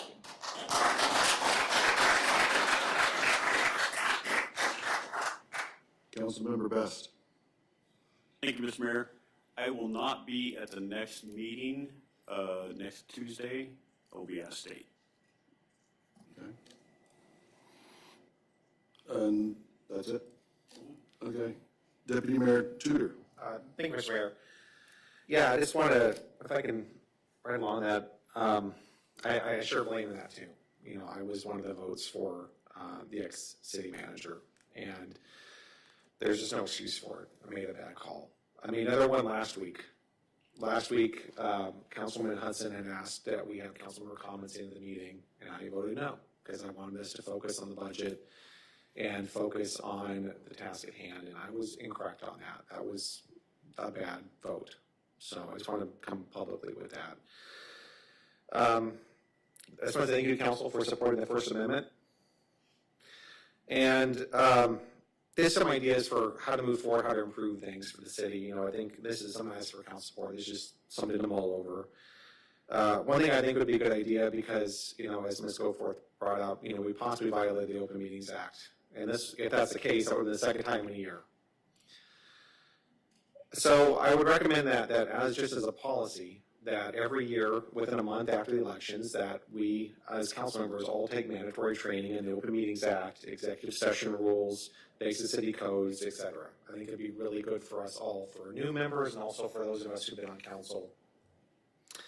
I also would recommend this as a policy that we have the city attorney present at every single council meeting, including executive sessions, with a microphone, with a spot at the proper spot of the dais, except in the case, of course, of the executive session regarding the attorney. That's obviously different.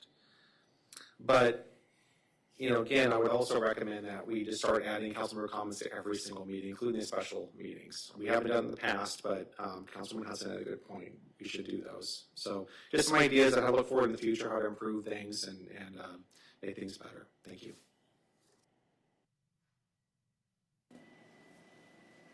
Well, so noted. We're adjourned.